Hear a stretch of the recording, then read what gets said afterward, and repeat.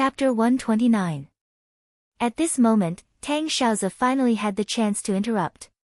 He stood up, cupped his hands respectfully, and asked the question in his heart, "Spiritual Master Wei, I naturally understand why old Immortal Wei's disciples attacked Yi Gufeng and the others. But why did he make a move on Zhao Hucheng, an unknown third-rate tycoon?" Wei Peng smiled faintly. "Because Master Kang's father-in-law is Zhao Hucheng. Capture him. Won't that Jiang guy surrender without a fight?" "What? Jiang Tian is Master Kang. Isn't he a lunatic? He's a martial arts grandmaster. How is that possible?" Tang Xiaozi, Bai Qiufei, Tai Ming Huang, and the other young masters suddenly understood. Their faces changed dramatically, and cold sweat poured out crazily.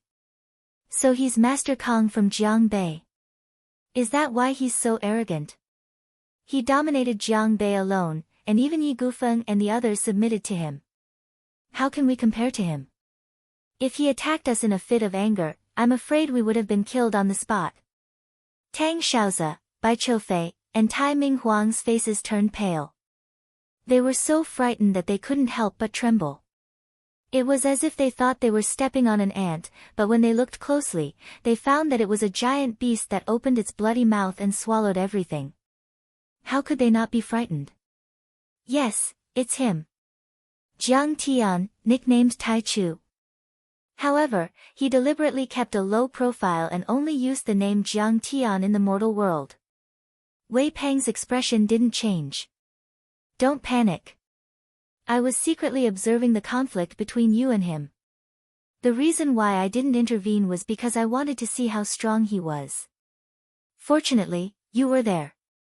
He's a martial arts grandmaster." Tang Xiaozi and the others said with lingering fear. "So what?" Tai Ming Huang suddenly slapped his thigh and smiled proudly. "We have old Immortal Wei here. How would he dare to attack us? He would be scared to death. Humph, his spells should have entered the Tao." Wei Peng snorted. "If I wanted to take his life, it would be easy. It's just that there were too many people and the media present. If he died suddenly, it would be very bad for your banquet." At this time, Tang Xiaozi suddenly stood up and bowed with cupped fists. "Spiritual Master Wei Xiao, this Tang has a presumptuous request." "Speak." Wei was a man of few words. "Don't kill Zhao Hucheng and Zhao Xueqing. I've always wanted to." Tang Xiaozi smiled bitterly. Wei Peng laughed and said, "I understand. Young Master Tang is really a romantic person. You still have feelings for her. Don't you worry, after tonight, you'll be home." Spiritual Master Wei to fulfill Tutu. Tang Xiaozi was greatly moved. He bowed again and cupped his fists. "In the future, Xiaozi will definitely repay you generously." Sure. Wei Peng smiled faintly. "Congratulations, Xiaozi. Although Zhao Xueqing is married, she's not bad to be young Master Tang's canary. Yes, I've seen that girl from afar. She is indeed beautiful. As expected of the flower of Lin Zhou." Everyone congratulated Tang Xiaozi. "Ha, this is the power of Jiangnan province. Snatching their territory and sleeping with their women. Awesome." Tai Ming Huang raised his glass of red wine and drank to his heart's content. It was as if the face slapped by Jiang Tian didn't hurt so much anymore. "Thank you, everyone, for your generosity." Zhao Xueqing's beautiful figure appeared in Tang Xiaozi's mind. He almost drooled. He was so enthralled that his soul almost flew out of his body. He secretly made up his mind that after tonight, no matter what, he must obtain Zhao Xueqing, whether by force or coercion, he must obtain her. Unfortunately, the Wei family has already made their move on Jiangbei. I'm afraid Jiang Tian doesn't have the time to attend the banquet. If he dares to attend the banquet, I will chop him into pieces." Bai Qiufei said angrily. "Yeah, I'm afraid he's going to put out the fire. With old God Wei here, how would he dare to come to the banquet?" Many rich people shook their heads and sighed. They were very disappointed. Who says I don't dare to come? Suddenly, a sound wave swept over like rolling thunder, shaking the huge villa. As if a hurricane had been set off, cups and plates flew everywhere. The rich landscape painting on the wall was torn apart. Moreover, the owner of this voice came very quickly. The word, who, sounded as if it was still several kilometers away. It was faint and fleeting, but when the word, come, was uttered, it sounded as if it was right next to everyone's ears. It was like a huge bell ringing in everyone's ears, causing their blood to boil. It seemed that the person had already arrived at the door. He's here. Everyone looked at each other in shock. With a loud bang, the door of the villa was blasted open, and pieces of fine steel flew out. The door, which was made by a top German protection company and could withstand machine gun fire, was smashed into pieces by a punch as if it were made of paper. Who is it? Amidst the exclamations, a white-robed young man walked in with his hands behind his back. Dust billowed around him. The young man was wearing a white t-shirt and white casual pants. His temperament was ordinary, his height was ordinary, and his appearance was also ordinary. However, his eyes were deep, dark, cold, as if he were a demon king looking down at everyone. Jiang Tian. Master Kong of Jiang Bei. Everyone exclaimed and didn't know what to do. Their faces were full of panic and fear. That day, they had finally seen Jiang Tian's terrifying strength. Just by breaking the steel door with his body, they could see how terrifying his strength was. He was worthy of being called a grandmaster. Boss, please go to the second floor. The bodyguards of these rich young masters all pulled out their pistols and pointed them at Jiang Tian. They protected their masters behind them and were on full alert. My grandpa is here. What do I have to be afraid of? Wei Peng grunted and stared at Jiang Tian with cold eyes. He said coldly, Jiang Tian, I didn't expect you to come. Why wouldn't I dare to come? This place is going to be my backyard in the future. Jiang Tian's face was calm and collected. Even though the dust was flying in the air, his white outfit didn't get stained by the dust. That night, everyone praised Jiang Tian as if he was a demon. However, some people didn't believe it. Go to hell, asshole. Lu Tianlong used to be the soldier king of a special force in Huaxia. He had been through hundreds of battles and didn't believe that there was such a powerful martial artist in the world. Seeing that Jiang Tian wasn't going to stop, he pulled the trigger and fired 8 bullets at Jiang Tian's vitals. You really don't know what's good for you. Why don't you go home and cook some pot? Jiang Tian shook his head in disappointment and disdain. He flicked his fingers as if he were playing a pipa. Suddenly, the high-speed bullet actually bounced back. Its speed was no less than the speed at which it left the barrel, bringing out a strange whistling sound. Then, a few popping sounds were heard. Lu Tianlong and the 8 gunmen fell to the ground. Their foreheads were bleeding profusely. This. All the tycoons present were dumbfounded and at a loss of what to do. They had heard of the power of martial artists, but this was the first time they had seen it with their own eyes. Even guns couldn't kill a martial artist. Perfected cultivator Wei, everyone panicked and retreated behind Wei Peng. They curled up into a ball and looked at him for help. Under normal circumstances, Wei Shuofeng wouldn't be willing to help. How many times had experts come to invade, how many times had they been in danger, it was always Wei Xiaoxiao who raised his hand to suppress them, saving everyone from the fire and water.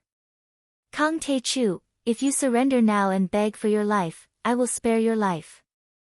Wei Peng stepped forward and narrowed his eyes. You can project true qi outside your body, which makes you a martial arts grandmaster. You can work for the Wei family. Ha ha ha. You want me to work for the Wei family? You should be my dog. Jiang Tian closed in on Wei Peng. He sneered and said, cut the crap. Let's fight. Let's see how trashy your family's dharma spells are. Jiang Tian, don't be so arrogant. Let me see what you can do. Mo Haoxiong shouted from the side. His hair and beard stood on end as he threw a punch at Jiang Tian.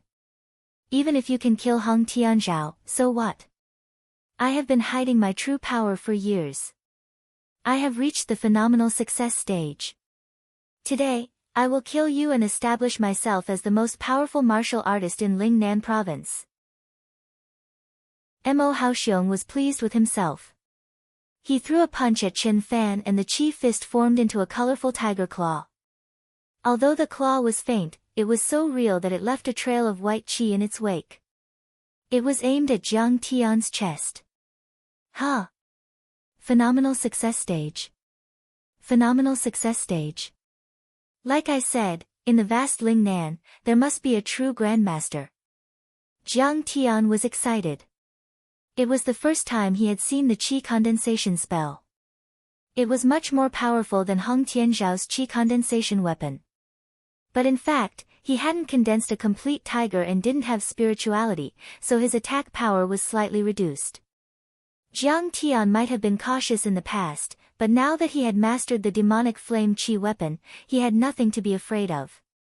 However, you are still a piece of trash in my eyes. Jiang Tian said arrogantly. He waved his fingers and the demonic flame chi weapon was formed. Whoosh! Thud! The demonic flame chi weapon was about 10 feet long. Blue flames curled around it, swallowing and spitting unsteadily. Suddenly, an extremely hot feeling appeared in the air, and like mercury flowing down the ground, it slashed towards the tiger claw. What? You have formed the 5 elements. Have you reached the peak of the transcendent state? Mo Haoxiong was dumbfounded. He couldn't believe it. It was 10 times harder to form and control the 5 elements than to form the chi condensation spell. It could only be formed at the peak of the transcendent state. However, the 5 elements Jiang Tian had formed were the real demonic flame, which was much more powerful than the normal flame. How could he not be afraid? Under his shocked gaze, the demonic flame chi sword shattered the tiger claw as if it was tofu. Then, the demonic flame chi sword swept in all directions like a raging fire. The 3 members of the Wei family and the top tycoon were burned into charcoal before they could even scream. The 3 dead people were still in shock and fear. Their mouths were wide open, but they had turned gray as if they had been turned into statues by magic. A second later, the wind blew gently, and the 3 completely carbonized corpses instantly disintegrated into fine powder.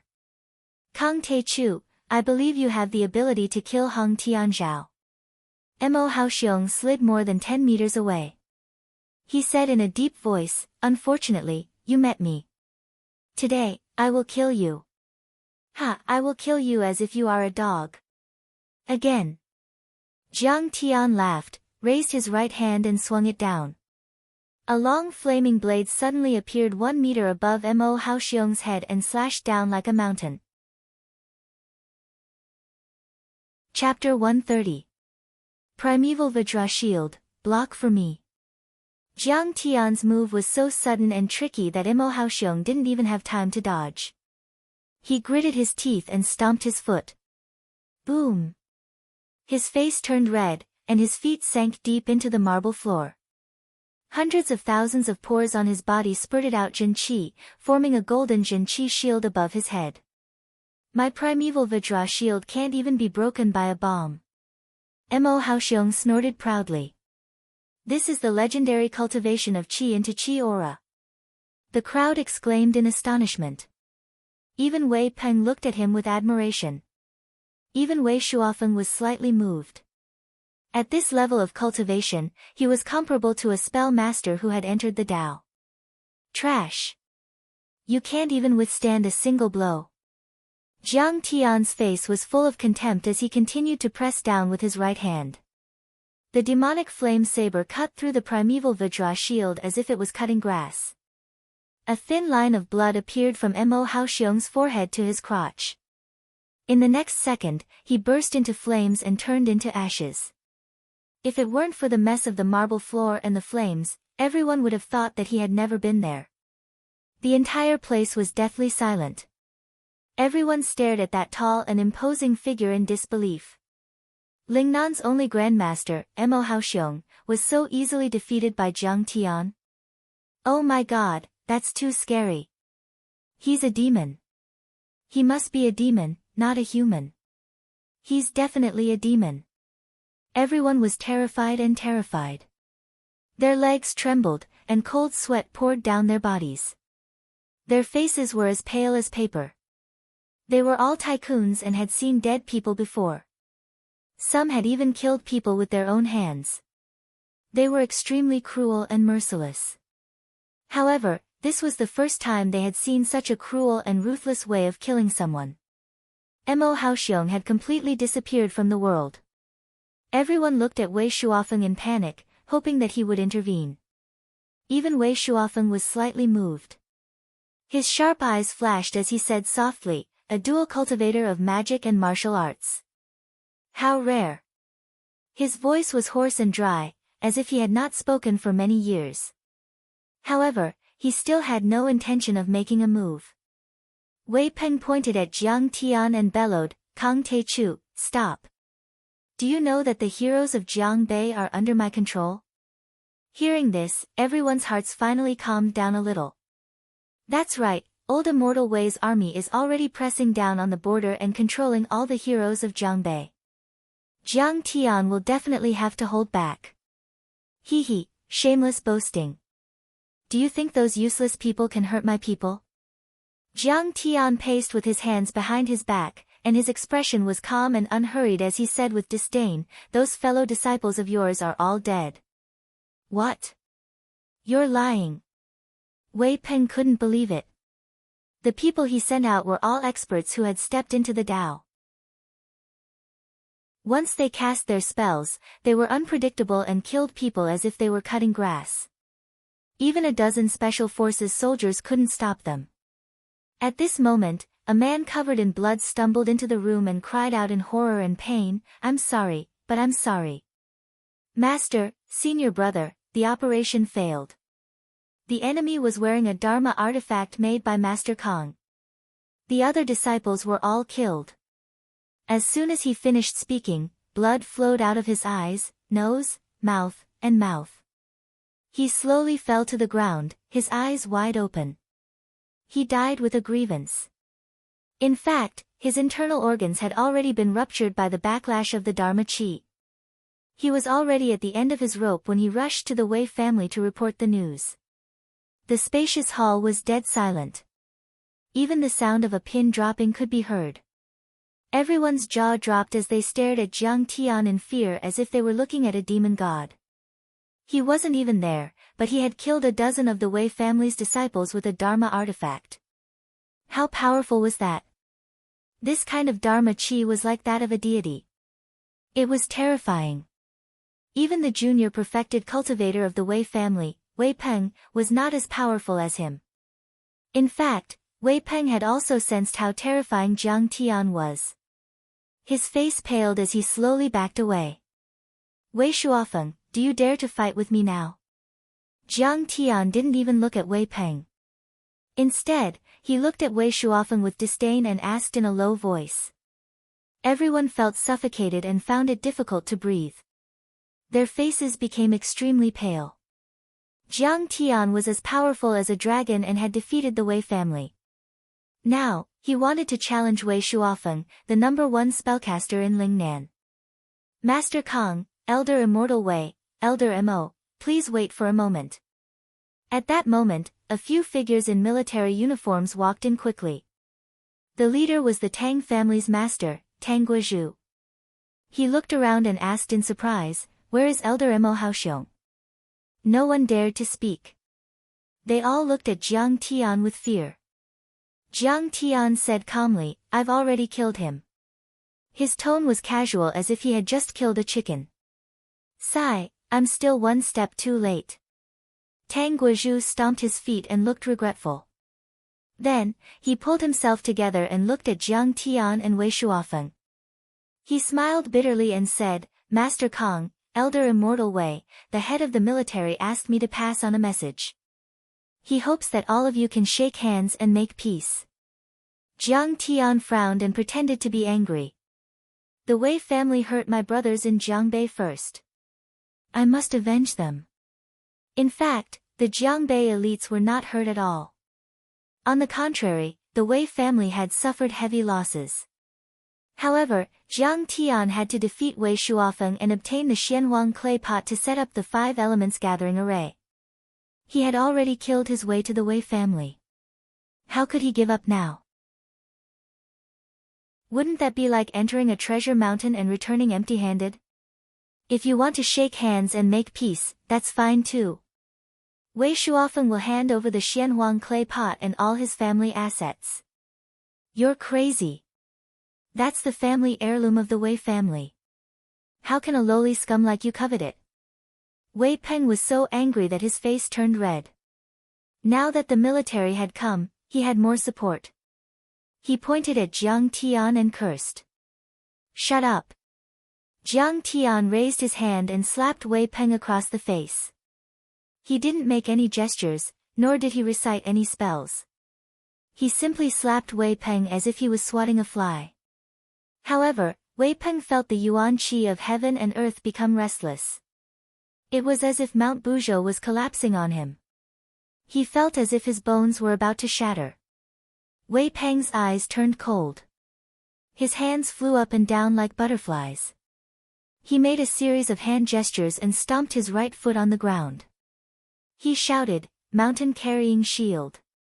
The southern sect's finger art, palm and finger array. The Wei family had combined the feng shui secret arts of various families, including the 9 palace flying stars, shocking dragon point, and the 8 trigrams and 6 directions.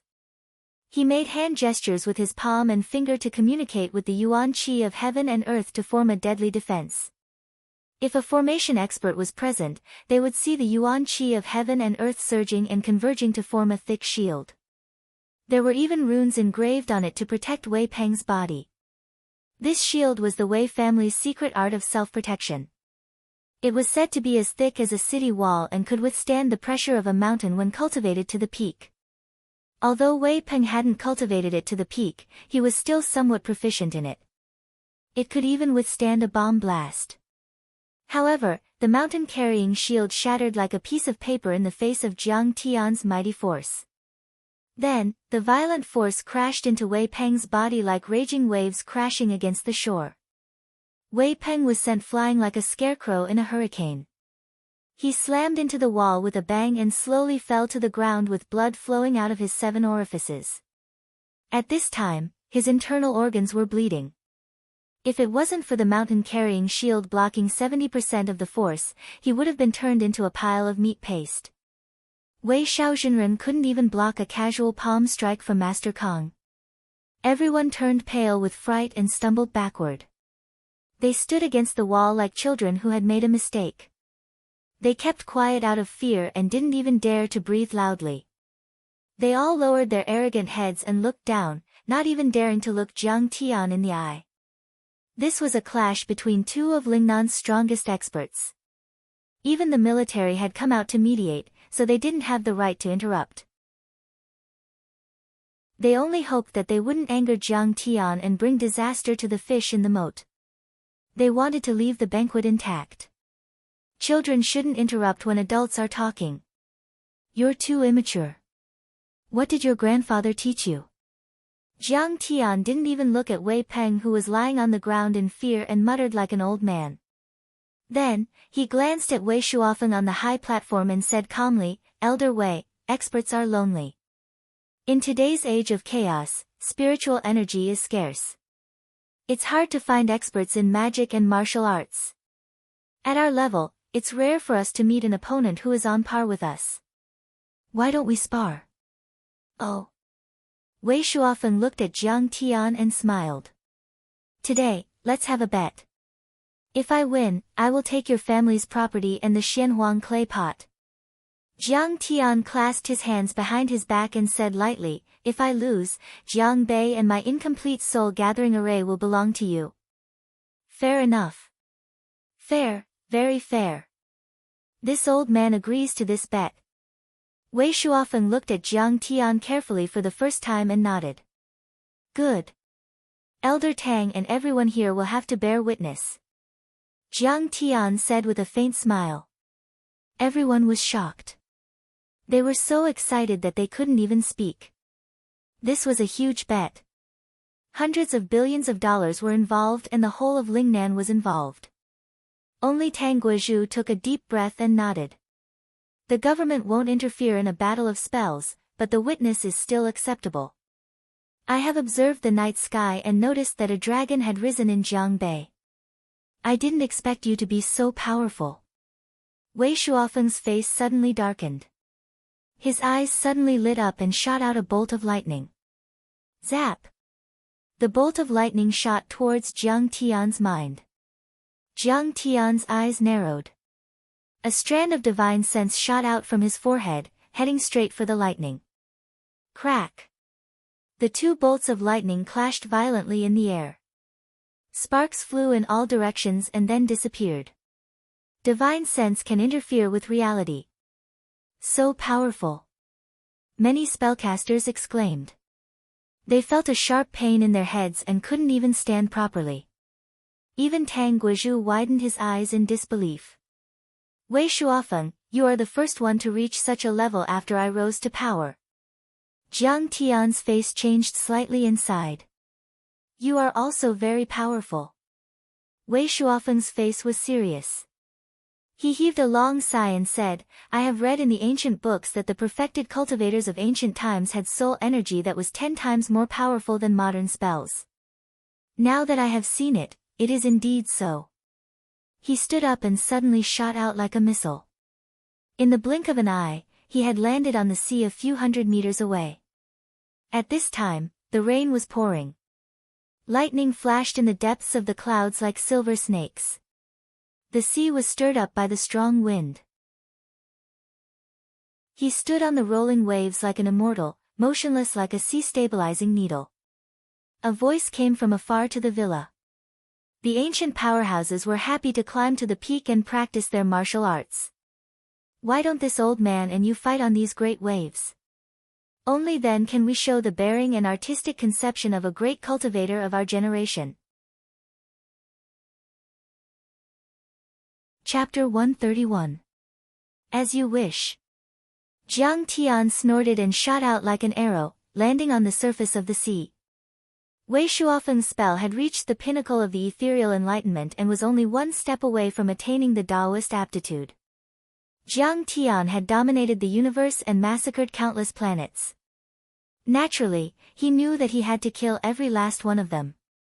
If the Jiangnan heroes were loyal to him, the talented ones could stay, but Wei Shuofeng had to die. Jiang Taichu, you're only in your 20s, but you've already stepped into the Grandmaster realm. You've also reached the advanced level of sorcery. Wei Shuofeng stood at the head of the tide, unaffected by the wind. His hair and beard fluttered in the wind, making him look like an immortal. Back then, he was as talented as you. He was invincible in Huaxia and all the overlords submitted to him. He might even reach the immortal state in the future and form a Taoist body. If you were given another 10 years, you would be as strong as a dragon with amazing talent. Unfortunately, you have met me now. You mean Yi Zhantian?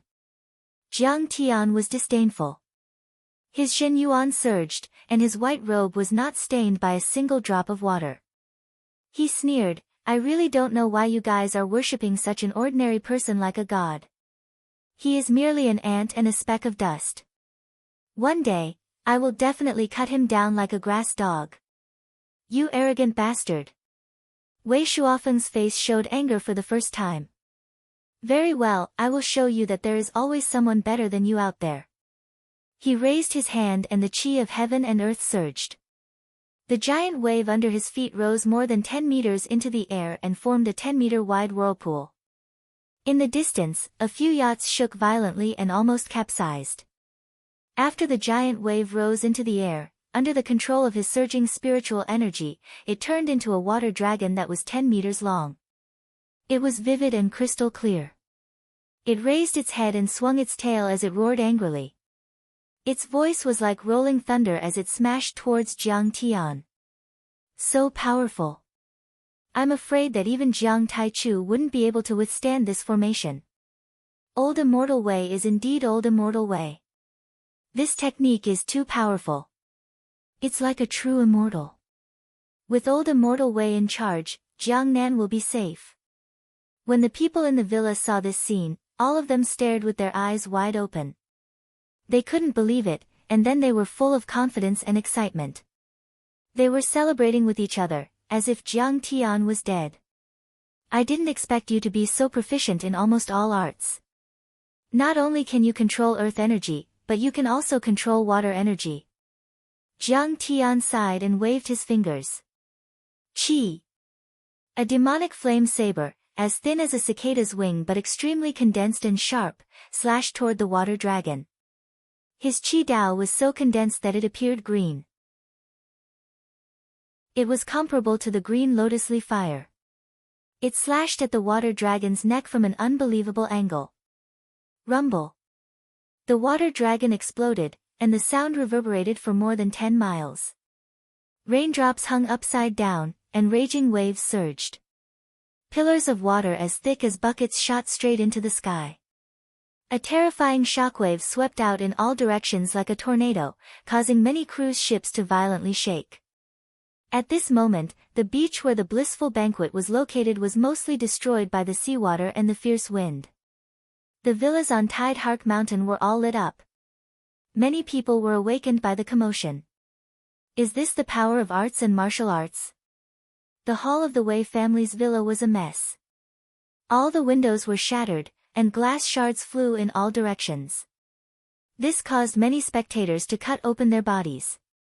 They all prostrated themselves on the ground, trembling and crying out miserably.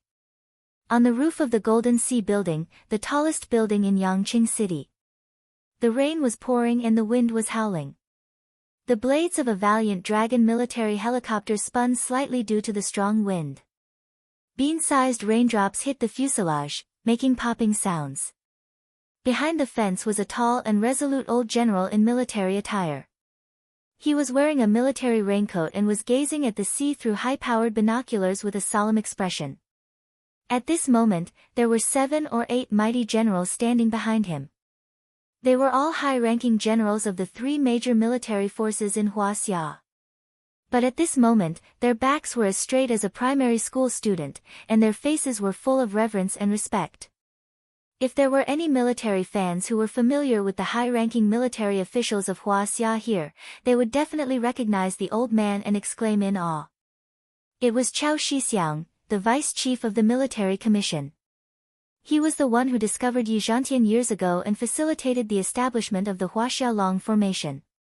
No matter who it is, it will be a great loss to the cultivation world of Huaxia. Cao Shixiang put down the binoculars. A trace of regret flashed across his face. Alas, Yizhantian has been in seclusion for 10 years. The world of martial arts is going to be in chaos. Grandpa, I wonder if Mr. Tang can mediate. Beside him, a tall woman in camouflage clothing held an umbrella for the old man and said with a frown.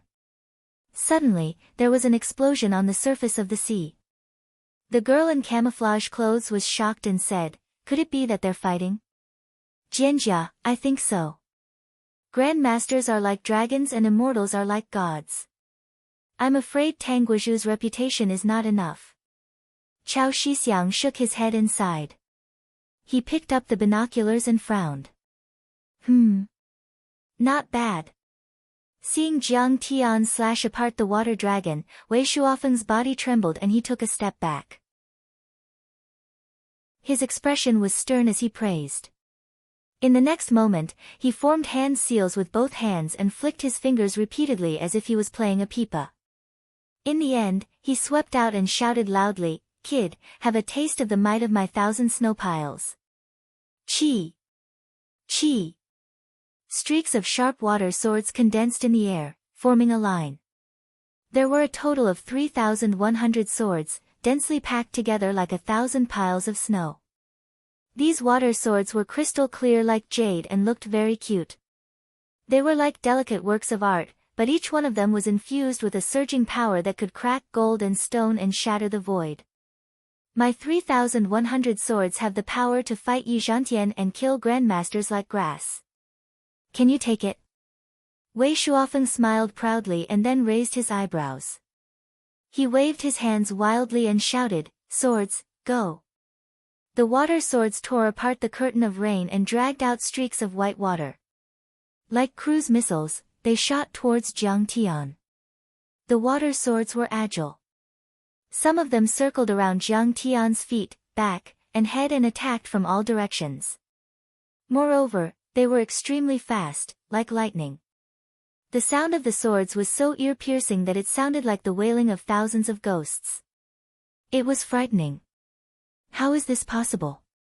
But what made Wei Shuofeng's heart skip a beat was, Jiang Tian actually dispelled all of his defenses, and stood there fearlessly without dodging. But when the 3,100 swords were 3 meters away from Jiang Tian, they were all suspended in midair. Although they tried to spin, they seemed to have encountered an invisible barrier and could not move forward at all. What? Wei Shuofeng's eyes widened in shock. He staggered and almost fell into the sea. I told you, not to mention you, even Yi Zhantian is just an ant in front of me. Jiang Tian laughed, his eyes full of contempt. Wei Shuofeng was the most powerful spell master that Jiang Tian had met since his rebirth. Master Qi of Feng Shui, Yang Guochang of Mao Mountain, and even Zhuo Zimu of Shenong paled in comparison. But the legacy of the spell world in Huaxia could not be compared to immortal cultivation. In the age of Dharma decline, the legacy was cut off and the techniques were incomplete. Wei Shuofeng's 3,100 swords were powerful, but in order to attack in all directions, he dispersed his mana. It was even weaker than Heng Tianzhao's limitless sword style. What did Jiang Tian have to fear? In the next moment, Jiang Tian stomped his right foot. Thump! The seawater caved in and a 10-meter wide footprint appeared. Around the footprint, the seawater surged and shot out like whistling arrows, shattering the 3,100 swords. Pfft! Wei Shuofeng spat out a mouthful of blood. His body wobbled and his pale face contorted in pain. Old Wei, you can't do it. I'll kill you in 3 moves. Jiang Tian's face was calm. He smiled and said, hand over your precious Xianhuang clay urn first. Otherwise, my heart will ache if you break it. He, Kang Te Chu, you also know that I have this treasure. I specialize in earth-type spells. Wei Shuofeng didn't wipe the blood off his chin. His eyes were filled with killing intent as he smiled sinisterly. Then you shouldn't have come. Since you're here, I'll let you have a taste of the Xianhuang clay urn's power. In the next moment, he shook his arms and soared into the sky like an eagle. He cut through the curtain of rain and landed on the peak of Empty Tide Hark. Great! I've been impatient for a long time. Jiang Tian sneered. He stepped on the water and followed closely behind. In the many seaside hotels near Empty Tide Hark, many people who were attending the blissful banquet were awakened and came to the beach to watch. What just happened? Why did I hear an explosion? Zhou Xianya had drunk a lot last night and still had a headache. She looked around and frowned. What's going on? Why are there so many soldiers and police on guard? She saw that the entire villa district and the surroundings of Empty Tide Hark had been cordoned off by the police.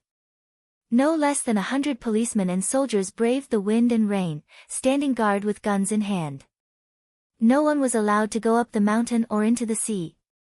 Don't tell me they're shooting a movie. I think there was an explosion on the sea just now. A young master in the crowd said. The blissful banquet had a swimming pool, a racecourse, a golf course, and many other ancillary facilities. There were also many luxury cars, helicopters, and cruise ships. Recently, some movie directors had also come to borrow the venue to shoot a movie. Even if it's shooting a movie, 3 to 5 policemen would be enough. But there are special forces and soldiers. The formation is too big. A famous and experienced director in the entertainment circle said with a frown. Who's that? He looks like Jiang Tian. Zhou Xianya suddenly exclaimed while covering her mouth. They saw a figure leisurely walking toward empty Tidehark. His footsteps were very slow, but each step covered a distance of over 10 meters. He's definitely shooting a movie. Seeing this, someone said with certainty, there's a suppressive aura hanging in a place we can't see.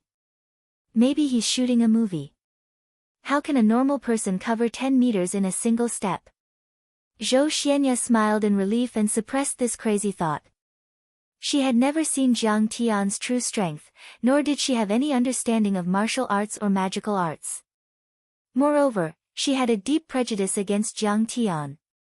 Even now, Jiang Tian was nothing more than a swindler fishing for fame. Chapter 132. By the time Jiang Tian arrived at the foot of the mountain, Wei Shuofeng was already standing proudly on top of a giant boulder. He had fished out an antique jar and was looking down at Jiang Tian with cold eyes. Wei Shuofeng caressed the clay jar as if he was caressing his lover. His eyes flashed with reluctance, regret, and endless determination. He let out a long sigh and said, "Old friend, thank you for accompanying me for so long." The next moment, he tossed the jar into the air and stomped with his right foot. "I'll borrow the earth chi of Mount Tidehark." At this moment, on the roof of the Golden Sea building half a kilometer away, Chao Jianjia, who was watching the battle, suddenly put down her binoculars and exclaimed, "Grandpa, is this an earthquake?" Everyone felt the building tremble as though a giant dragon had flipped over under the earth. They couldn't even stand steadily. "Not good, that old brat Wei Shuofeng has been forced into a corner. He's using that supreme artifact, the mysterious yellow earthen jar." Chao Shixiang's expression changed drastically. "What's that? How can it be so powerful?" The high-ranking generals present were astonished. Chao Shixiang was drenched in cold sweat. His sword-like brows were knitted together as he sighed. "That earthen jar is said to be used by the earthly sovereign, Fuxi. It's inscribed with ancient runes that can communicate with the aura of the earth veins." His eyes flickered with astonishment as he said in a trembling voice, "This artifact is extremely destructive. It can kill grandmasters like cutting grass." Everyone was shocked to see surging streams of mysterious yellow earthen chi within 5 kilometers of Wei Shuofeng. They were visible to the naked eye as they surged toward the peak of Mount Tidehark from all directions. The mysterious yellow earthen chi surged out from the rocks and ground around Wei Shuofeng. It was like streaks of rainbows that stretched across hundreds of meters and soared into the clouds. Streams of Xianhuang earth chi continued to form balls of yellow light on the surface of the clay jar. This time, Kang Teichu is in danger. Chao Shixiang's eyes were filled with sorrow as he sighed. What a pity for such a talented young man. This earthen jar is inscribed with ancient runes that can communicate with the spiritual energy of the earth veins. My grandfather has been overseeing Mount Tidehark for decades, setting up formations and refining it every day. The clay jar has long since become one with the nearby mountains and rivers. Within the Tidehark villa, Wei Pen crawled up and wiped the blood from his lips. He gazed at the mountaintop and said, "Unfortunately, my grandfather is only an enlightened immortal and hasn't reached the Tao body realm. He can only activate the clay pot once." His eyes were slightly red, and his expression was complicated as he lamented, "Moreover, once there is a backlash of magic power, the pot may be destroyed and the person killed. I didn't expect Kang Teichu to be so powerful. He forced my master to throw away his life. If we can successfully kill Kang Teichu today, we will never forget old Mr. Wei's great kindness." Many of the rich and famous people present were shocked, and some were even moved to tears. They cupped their fists and bowed to Wei Shuofeng from afar, using the most respectful and grateful voice they had ever used in their lives. Rumble. In the blink of an eye, all of this happened in the span of a few breaths. Streaks of yellow earth vein energy had already formed a terrifying dragon over 10 meters long above the clay pot. That long dragon seemed to be real. It shone with brilliant yellow light, and its scales seemed to be made of gold. Roar! The earth vein energy dragon's eyes were wide open, its whiskers swaying, and its claws dancing in the air. Its mighty roar shook the heavens and earth, causing everyone's eardrums to ache. Kang Tae-chu, let's see how you'll withstand 5 kilometers of earth vein energy. Wei Shuofeng's eyes were about to split open as he roared and made a hand seal. I have a mouthful of Xianhuang Qi that can suppress the sun, moon, and stars. Wei Shuofeng roared loudly as he stomped his feet into the ground, sinking several inches deep into the bluestone. His face was pale from the backlash of his magic power. Blood seeped out of the corner of his mouth and dripped onto his chest like mournful plum blossoms. In an instant, under his control, the earthen Qi dragon was like a collapsing mountain, like Mount Tai crashing down. With the force of a thunderbolt, it charged towards Jiang Tian. In the villa, all the celebrities and tycoons attending the banquet were dumbfounded when they saw this scene. This black-yellow earth Qi, I'm afraid it can even crush a tank. It's not something a human can withstand. Bai Chou-fei said excitedly. Gathering the earth vein energy with a wave of his hand and forming a dragon with a wave of his hand. Old Man Wei's skill is not that of a mortal deity, but it's even better. Many rich and famous people saw this miracle and were moved to tears. Grand Master Yi of Jiangbei, humph. Even if you are an immortal state warrior, you will die this time. Tang Xiao's eyes were cold as he gritted his teeth and snorted. Hee, so this is what Wei Shuofeng is capable of? Jiang Tian's hair fluttered in the wind as he snorted coldly. Suddenly, he stepped on the void as if he was walking on invisible stairs and ascended to the sky. Kang Tae-chu took a step and rose 1 meter into the air. After 9 steps, he was 9 meters in the air. At this time, the giant dragon had swooped down and was very close. No matter how many spells you have, I will break them with 1 punch. Jiang Tian was fearless in the face of this. He rushed forward with an indomitable fist and shouted, I told you, you are just an ant. An ant should have the self-awareness of an ant. You should lie down on the ground and die silently. Boom! As he roared, Jiang Tian was enraged. He didn't use any celestial spells and directly used his body to resist. He heavily punched the earth vein dark yellow energy dragon. Bang! Waves of air rolled and shot out horizontally, engulfing the space within a radius of 20 meters. That vast expanse of sky was in chaos, and nothing could be seen clearly. Kill! Jiang Tian's eyes flickered with red demonic flames. His hair fluttered like an upside-down waterfall with the momentum of swallowing mountains and rivers. He broke through the magic with his physical body and fiercely punched the Xianhuang Qi dragon. Clang! A resounding sound like a yellow bell shook the sky and everyone's eardrums, shaking their fragile nerves. The people in the Tide Hark Villa were several hundred meters away, but they were still shaken to the core and almost vomited blood. Clang! Bang! Bang! Terrifying explosions rang out one after another. The Xianhuang Qi dragon coiled in the sky and roared loudly as it collided violently with Jiang Tian's fist and body. The air currents surged and the space was torn into a blur by the aura fluctuations, seemingly in danger of being annihilated. Rumble. Finally, there was a loud explosion that sounded like several tons of explosives going off at the same time. Several yellow gas masses appeared and spread out continuously, forming ripples that spread out over 100 meters and did not disperse for a long time. The terrifying explosion spread several kilometers away.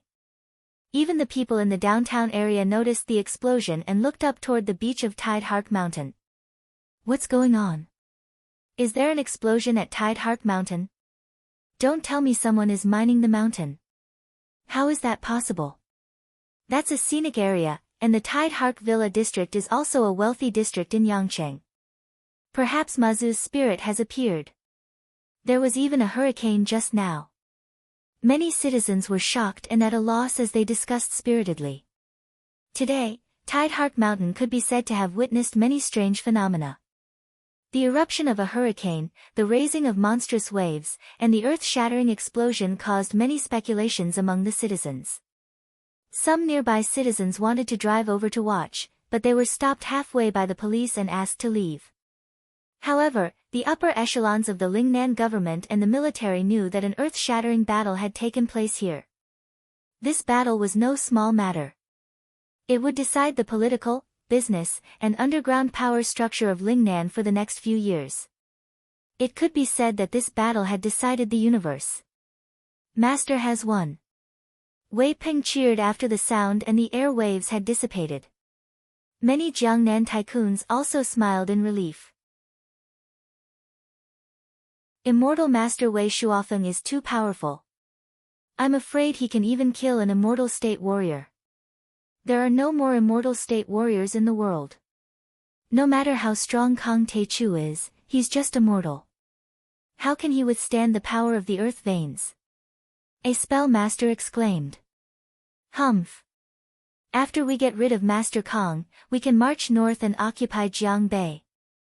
Tang Xiaozi, Bai Choufei, and the others were relieved and their worries turned into joy.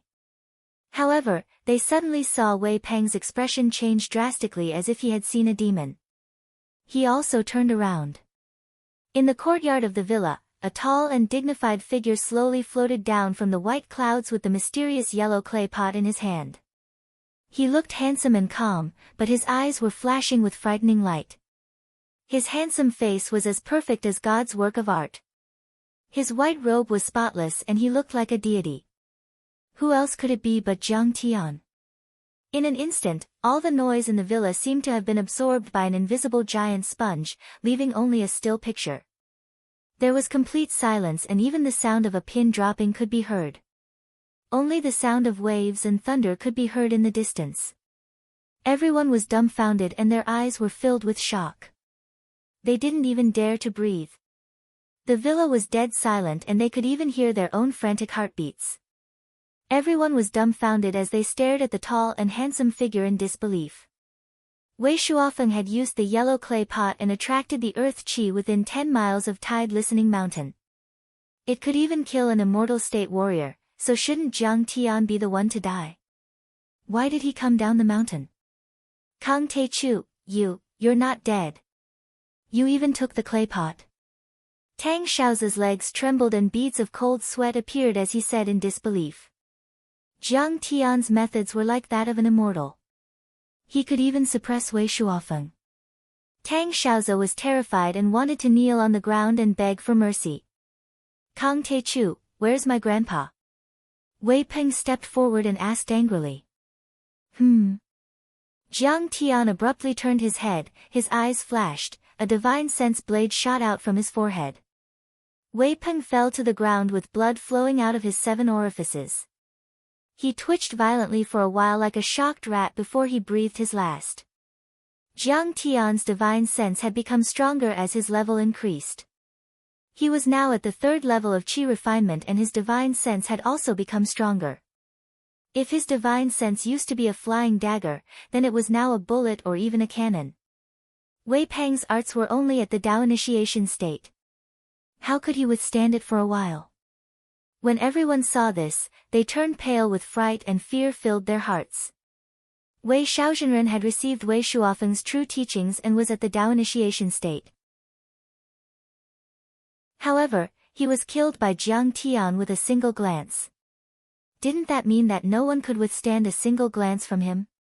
Master Kong, we don't mean to be disrespectful. It's just that Elder Wei gave us some pointers, so we can't help but be concerned. Hong Ye secretly heaved a sigh of relief and bowed deeply. He said humbly, Master Kong, may I ask where Elder Wei is? I killed him with a single slap. Jiang Tian's tone was calm, as if killing Wei Shuofeng was nothing more than crushing an ant. Everyone present felt their hearts sink into an abyss. Their bodies were covered in cold sweat and their eyes were filled with fear and doubt. Chapter 133. Wei Shuofeng was a spell master at the peak of the ethereal understanding realm. Moreover, he had used his ancestral treasure to summon the black-yellow earth qi and condense it into a dragon to suppress Jiang Tian. How could he have died?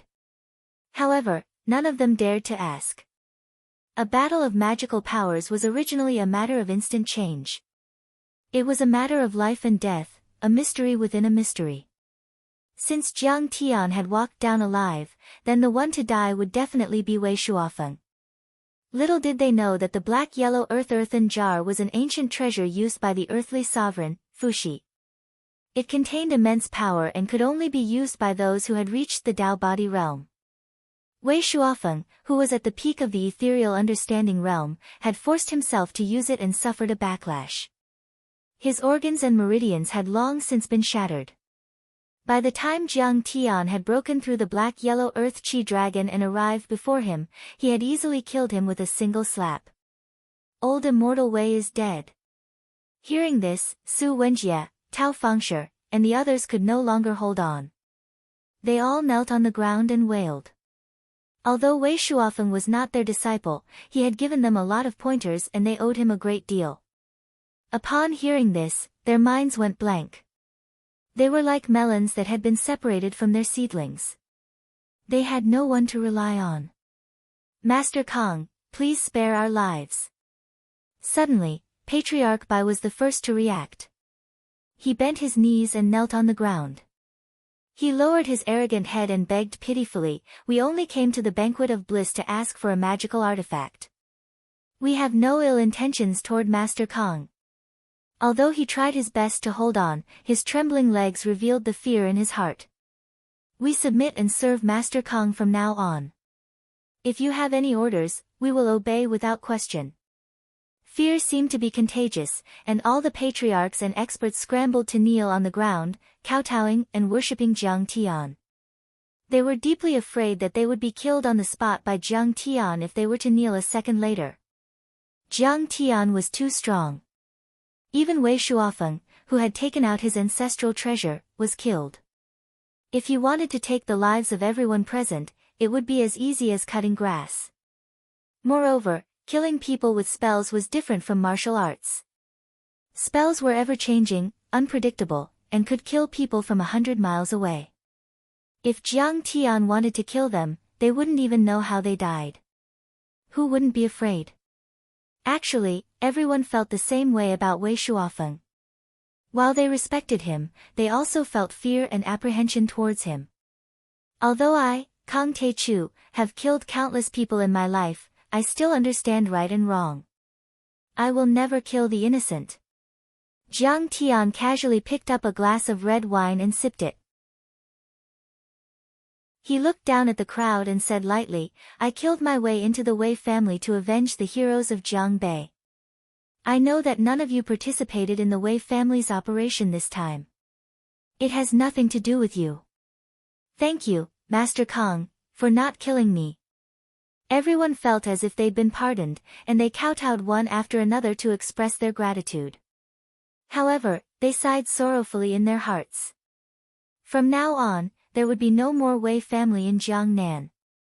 By then, Chao Shixiang had already arrived. He nodded slightly and didn't say anything else. After saying this, Jiang Tian's gaze swept across the southern factions Feng Shui and Xian Shu practitioners. Everyone's heart skipped a beat. They had all received favors from the Wei family and were considered Wei Shuofeng's disciples. Was it not enough for Kang Tae-chu to wipe out the Wei family? Was he going to deal with the Wei family's henchmen? There were even a few brave ones who stealthily formed hand seals. Some wanted to fight to the death, some wanted to escape. "Everyone, don't be nervous." Unexpectedly, Jiang Tian only smiled warmly and said, "At this time, I came to Sheep City to collect some formation materials. If you have any, you can trade with me. You can ask for money or cultivation techniques." More than half of Jiangnan's spell masters had gathered in the hall. There were also practitioners from other provinces who had come to participate in the banquet of bliss. If Jiang Tian had said this before, the masters from all over the country would have scoffed. However, upon hearing those words, everyone felt as if they had hit the jackpot. Their faces lit up with joy, and they even felt like cheering. Jiang Tian was a dual cultivator who had killed Hong Tianzhao and Mo Haoxiong. Today, he had killed Wei Shuofeng. His spells were definitely above the ethereal enlightenment state. They could imagine that Jiang Tian's spells, martial arts, and alchemy skills were unimaginably powerful. Could it be that Grandmaster Jiang is also proficient in the study of array formations? Suddenly, Su Wenjie reacted and asked in shock. Arrays were the most difficult and profound of all. Arrays used the elements of mountains, rivers, water, and wood to connect with the power of heaven and earth to achieve various effects such as killing, amplification, healing, summoning, sealing, and so on. It was said that in ancient times, Jiang Zia had once comprehended the formation of 9 palaces and 8 trigrams and the formation of 10 generations of wisdom kings. In the Battle of Mai, he had defeated 170,000 soldiers of King Zhou. However, arrays had been lost in Huaxia for many years. Only a few mountain guarding arrays still existed. Feng Shui Xian technique was actually a variant or branch of the formation.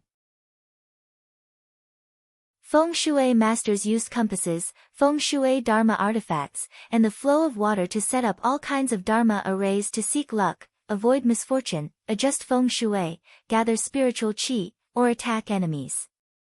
Unfortunately, these were only small tricks.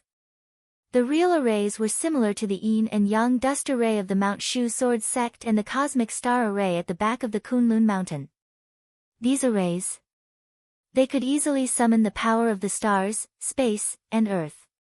Even a grandmaster would be crushed and an immortal state warrior would have to retreat.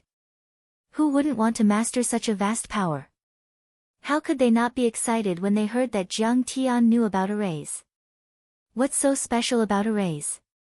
If you have materials that satisfy me, I can teach you a thing or two. What do you think? Jiang Tian smacked his lips and said with a smile. The knowledge of array formations was a top-notch secret art for Huaxia warlocks. It was something they could only look at but could not attain. However, in the cultivation world, it was only the most basic knowledge. From the Spirit Gathering Array and Reverse Killing Array to the Mountain Protection Array and Dao Field Array to the Starry Sky Array, it could be said that Jiang Tian knew at least 8,000 array formations. It would be a piece of cake for him to teach them a little.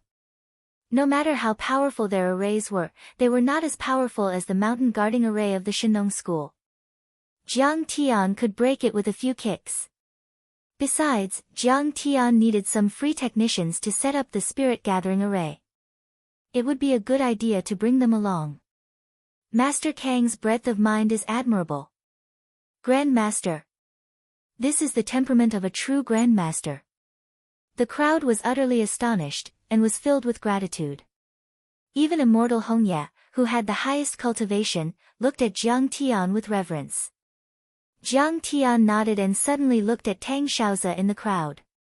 Master Tang, I heard that my wife owes you tens of millions of dollars. Please give me your account number and I will transfer the money to you. He won't let me go after all. Looking at Jiang Tian's half-smile, Tang Xiaozi felt as if a basin of cold water had been poured over him. He felt cold from head to toe and a chill ran down his spine. He was really scared at this moment.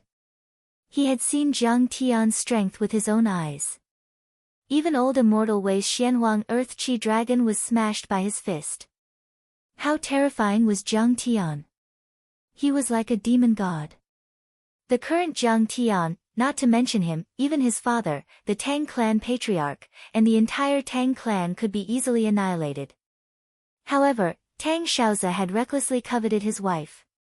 Wouldn't he be played to death by him? Thinking of this, Tang Xiaozi's legs almost turned into noodles. Unable to support himself any longer, he knelt on the ground and kowtowed like he was pounding garlic. He begged in a trembling voice, Grandmaster Jiang, those medicines are all miraculous elixirs.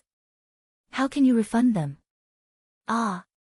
So it's a miraculous pill. Jiang Tian put his hands behind his back and said jokingly, you only spent tens of millions.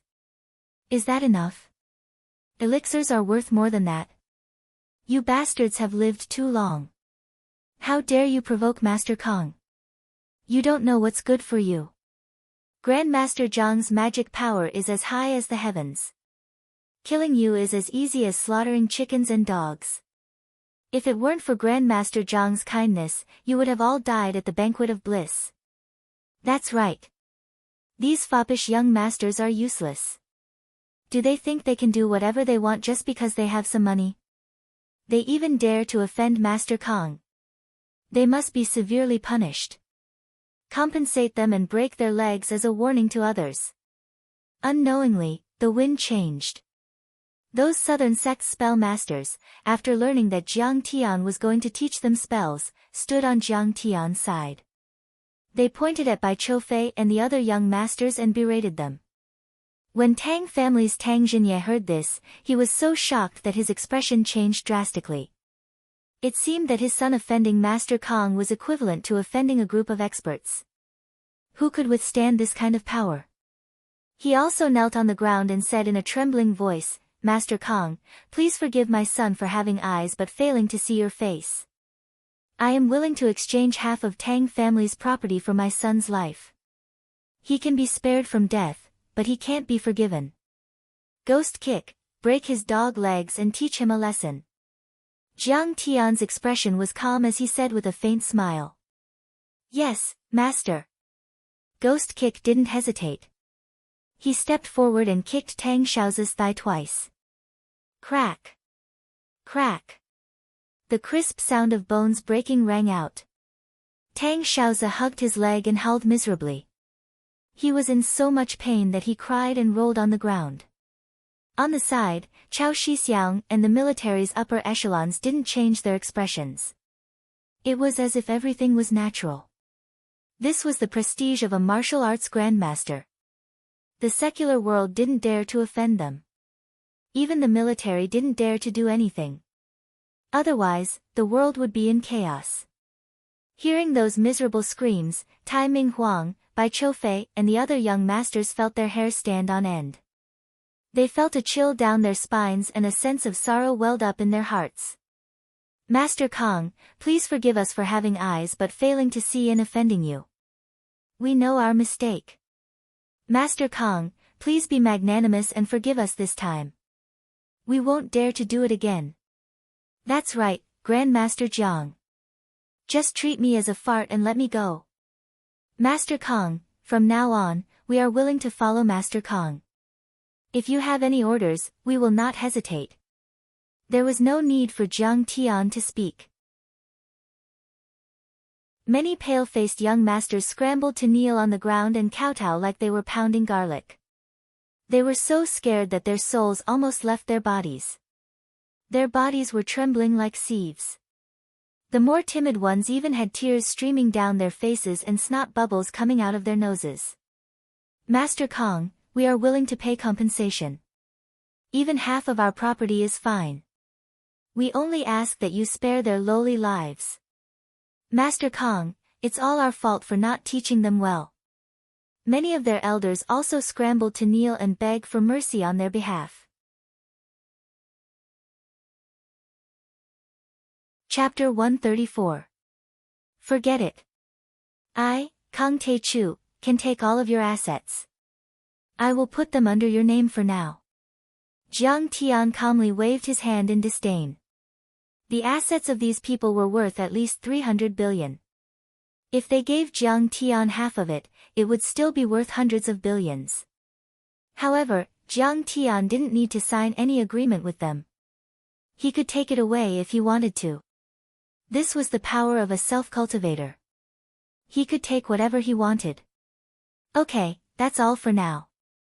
Hongye, if you have any array materials, send them to my hotel." With that, Jiang Tian nodded at Chao Shixiang and Tang Guizhu and left with Ghost Kick. The next day, the Wei family's great change swept across the entire southern Huaxia like a hurricane. For a time, this earth-shattering news spread throughout Yangcheng and Lingnan's upper-class society. The Wei family was the most powerful family in Jiangnan province. They had been standing for hundreds of years. Today, they were defeated in one blow. Wei Shuofeng was killed by a mysterious overlord on Mount Tidehark. The Tang family's young master's legs were broken. The Tang family had to give up half of their assets to save his life. The elites of Jiangbei and the 5 major families of Lingnan have joined forces to support Master Kong as the leader of Lingnan. The Wei family's financial group has been taken over by a mysterious creditor. All the members of the Wei family have been kicked out. Apparently, the government had blocked the news.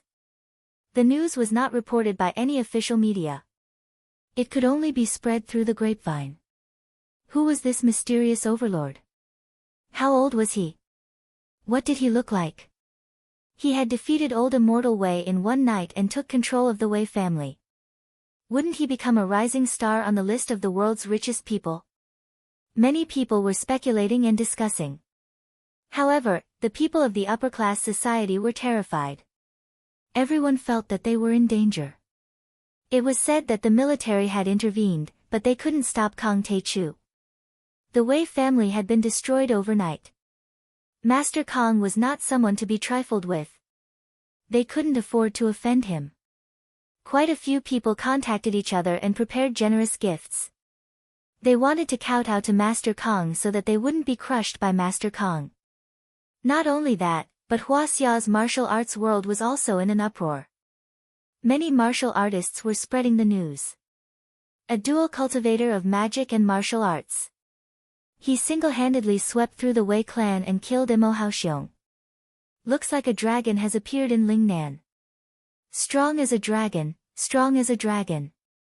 You really don't know Kang Tae-chu when you're practicing martial arts. Even if you know everything, it's all in vain.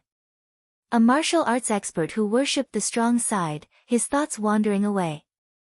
Jiangbei Master Kang's rise in power over the past 6 months has not been peaceful. He killed Xing Shanhu on a cruise ship, killed the Grand Master Hong Tianzhao on Mount Garuda, and defeated the Shinong school in the 100 Medicine Valley. This time, it's Imo Haoxiong and Wei Shuofeng. This Kang Tae-chu is as powerful as a dragon, stirring up a storm. How long does this Kang Tae-chu plan to kill for? Is no one going to stop him? There were also many martial arts experts who were trembling in fear. It could be said that they were all in danger. Where did this Jiangbei Master Kang come from? Which clan is he from? Whose disciple is he? Could it be Yi Zhantian's? No way. Yi Zhantian's disciples are all in long formation to maintain the order of martial arts. How could he be so ruthless and domineering? There were also many martial artists who were investigating Jiang Tian's identity, trying to find out some information. Kang Tae-chu is too strong and too scary. It seems that the only thing that can suppress this Kang Tae-chu is the Martial Arts Alliance Conference. It's impossible for us to take revenge on our own. Yeah, maybe we can only ask the Martial Arts Alliance Conference or those veteran martial arts grandmasters to come out and uphold justice. The Hong clan in Gan province, the Golden Blade Wang clan in Luoyang, the Tang sect in Sichuan, the Mo clan in Lingnan, and many other martial arts clans and sects that had been crushed by Jiang Tian were all terrified. They shook their heads and sighed, cutting off their own hopes of revenge and pinning their hopes on super experts or martial arts organizations. 2 days later, in the afternoon, a Bugatti Veyron limousine drove slowly to the entrance of the hotel like a fish in water. The doorman went to open the door and saw an ordinary-looking young man walk out from the back seat. The doorman was shocked. He thought to himself, is he from one of the Red Wall families in Yanjin? Mr. Jiang, shall I send you upstairs? There were 2 other people standing behind the young man. One of them had a long beard that reached his chest, and the other was wearing round-rimmed brass glasses. They were Hong Yi the Enlightened and Su Wenjie. Although Jiang Tian had chased the Wei clan's disciples out of the door, the Wei clan still needed people to support them. Thus, Jiang Tian did not kill the old officials like Hong Yi and Su Wenjie. These people didn't have any grudges against Jiang Tian. To put it bluntly, they were just taking his money to get rid of him. Hong Yi and Su Wenjie were more than happy to work for him. If they could work for Master Kang, they could get some pointers from Jiang Tian. Wouldn't their spells improve by leaps and bounds? No need. You can leave now. Jiang Tian shook his head. Yes. Then we will take our leave first. We will send the materials for the formation over in the afternoon. Adept Redleaf and Su Wenjie cupped their fists and bowed deeply, then left with respectful looks on their faces. Brother-in-law, where did you go? When Jiang Tian came back to the room, Zhao Qianru pinched Jiang Tian's arm and said angrily, "I didn't see you last night. It was raining and thundering 2 nights ago. We went to your room but you weren't there. You scared us to death. Don't tell me you went to climb the window of some rich girl in Yangcheng." Zhao Xueqing joked. "Well, I really didn't." Jiang Tian raised his hands in surrender and said apologetically, "I was wrong. Please forgive me. From today onwards, I will focus on accompanying you." If Daoist Hong Yi and the others were here, their eyeballs would definitely fall out of their sockets. The Grand Master Kong, a dual cultivator of magic and martial arts, a Grand Master of the Divine List, who even defeated Wei Shuofeng in a single blow, would actually raise his hands and beg for mercy to 2 ordinary girls. How could they know that Jiang Tian had spent tens of thousands of years in the starry sky? His heart had long since been tempered to be as hard as steel and as cold as ice. Only in front of his beloved wife and family would he let down his guard and reveal some of his youthful nature. In fact, Jiang Tian had kept his conflict with Wei Shuofeng a secret from the 2 girls. Last night, when he killed his way into the Wei clan, Jiang Tian naturally didn't tell the Zhao Xueqing sisters to prevent them from worrying. Now, it seemed that they were even more worried, making him feel a little guilty.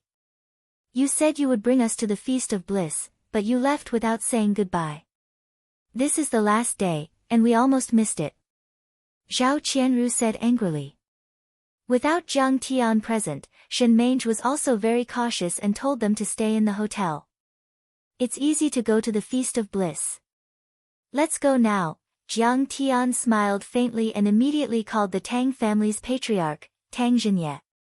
He ordered, "I'm going to the Feast of Bliss to have some fun. Clear the place and don't let anyone else in. Don't follow me either. My wife likes peace and quiet." "What? Clear the place?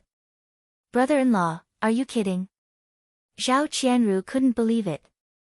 The Feast of Bliss was attended by all the major families in Yangcheng. Who could shake such a terrifying force? "Yeah, Jiang Tian, don't listen to Qianru. You caused a ruckus that day and offended so many people. It's too dangerous to go now," Zhao Xueqing hurriedly persuaded. Although she knew that Jiang Tian was a powerful man in Jiangbei, this was Yangcheng. Even if those tycoons couldn't defeat Jiang Tian, they could still ask the political forces behind them to do it.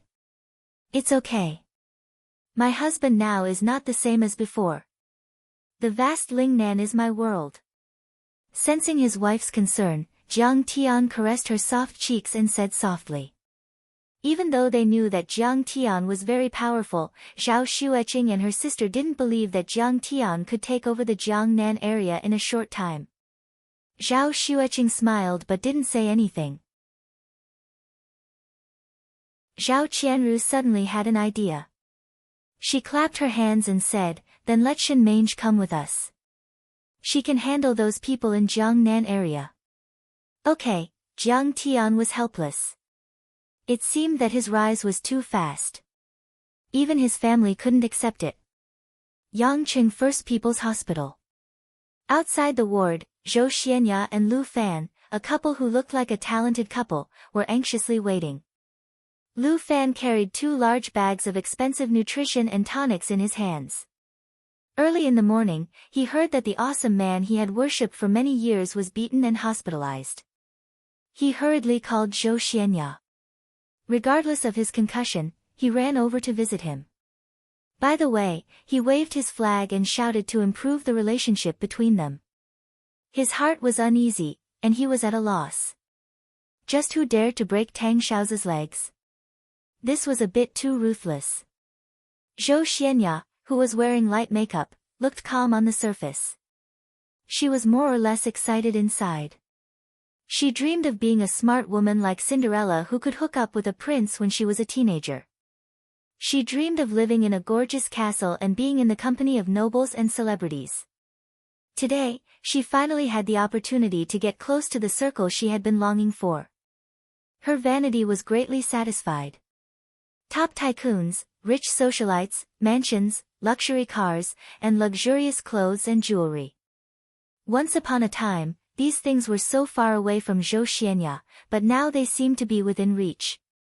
The doctors and nurses routinely checked the patient. After that, Lu Fan and Zhou Xianya entered the ward. In the VIP single ward, Tang Xiaoze was wrapped up tightly like a mummy, only showing his eyes, mouth, and nose. Zhou Xianya was a woman after all. Seeing this situation, her heart trembled. She thought that his legs were probably crippled. Lu Fan put down the 2 bags of nutrition and tonics. He first greeted Tang Xiaoze's mother and girlfriend, and then squatted by the bed and pretended to be nervous to ask about the injury. He showed grief and indignation, as if he couldn't wait to sacrifice himself for his brother. Tang Xiaoze waved his hand impatiently and glanced at Lu Fan, who used to try to get close to him. His eyes were desperate and he said weakly, "Okay, don't talk nonsense. This kind of person is not someone you and I can afford to offend. You don't know that even number 2 of the military commission came forward for us, but he couldn't stop him. It's good that I'm still alive." Lu Fan was speechless and nodded with a smile. But in his heart, he was horrified. Just who was it that could make Tang Xiaoze, a noble, so helpless that he couldn't even think about revenge? At this moment, Zhou Xianya recalled the sensitive words number 2 of the military commission, and her heart was in turmoil. Yang Cheng's young master's status was truly extraordinary. With just a little bit of effort, he was able to reach this level. If this matter were to blow up, these youths, who were only a few years older than him, would be able to stir up even more waves.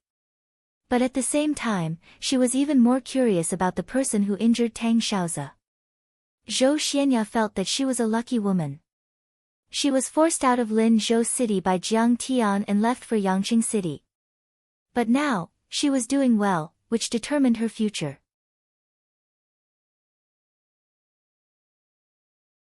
Chapter 135.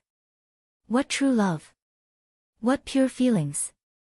In today's society, there was no power or money. Everything else was nonsense. Just as Zhou Xianya was lost in her thoughts, the door to the ward was pushed open and a group of people rushed in. The room immediately became crowded. The man in the lead had a scholarly temperament, but his expression was gloomy. Lu Fan grabbed Zhou Xianya's hand and carefully retreated to a corner of the room. He was a peripheral figure in this circle and knew where to stand, but he didn't forget to show off in front of women. He whispered to Zhou Xianya, "That's young Master Bai, one of the 4 young masters of Yangqing City. You've seen him at the Banquet of Bliss, right?" Zhou Xianya nodded thoughtfully.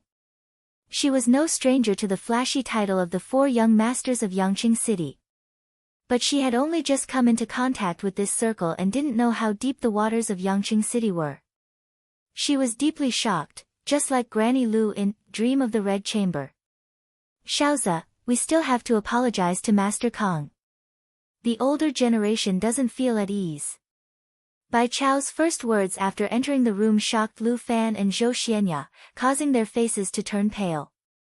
Wei Jinghu's family also received news of the Wei clan's great changes and immediately called for an emergency meeting. The Wei clan had lost to an extraordinary person known as Grandmaster Jiang, and this expert had now become the leader of Lingnan. Speaking of which, I'm a distant relative of Wei Shuofeng. Although we've already traveled 5 times and don't move around much, we still have to be careful. If he tries to eliminate us by the roots, we'll be implicated. Wei Jinghu's face was grave and fearful, afraid that he would be implicated. At this moment, he was a bit suspicious. Jiang Tian had advised him to stay away from Wei Shuofeng, but 2 days later, news of the Wei clan's downfall spread. Could it be that this matter had something to do with him? But very quickly, he suppressed this thought. It was just a madman spouting nonsense. What foresight could he have? What's there to be afraid of? Will the Tang, Bai, and Tai clans of Yangqing City just sit by and do nothing? Wei Jiqiong was unconvinced. Jiqiong, watch your words.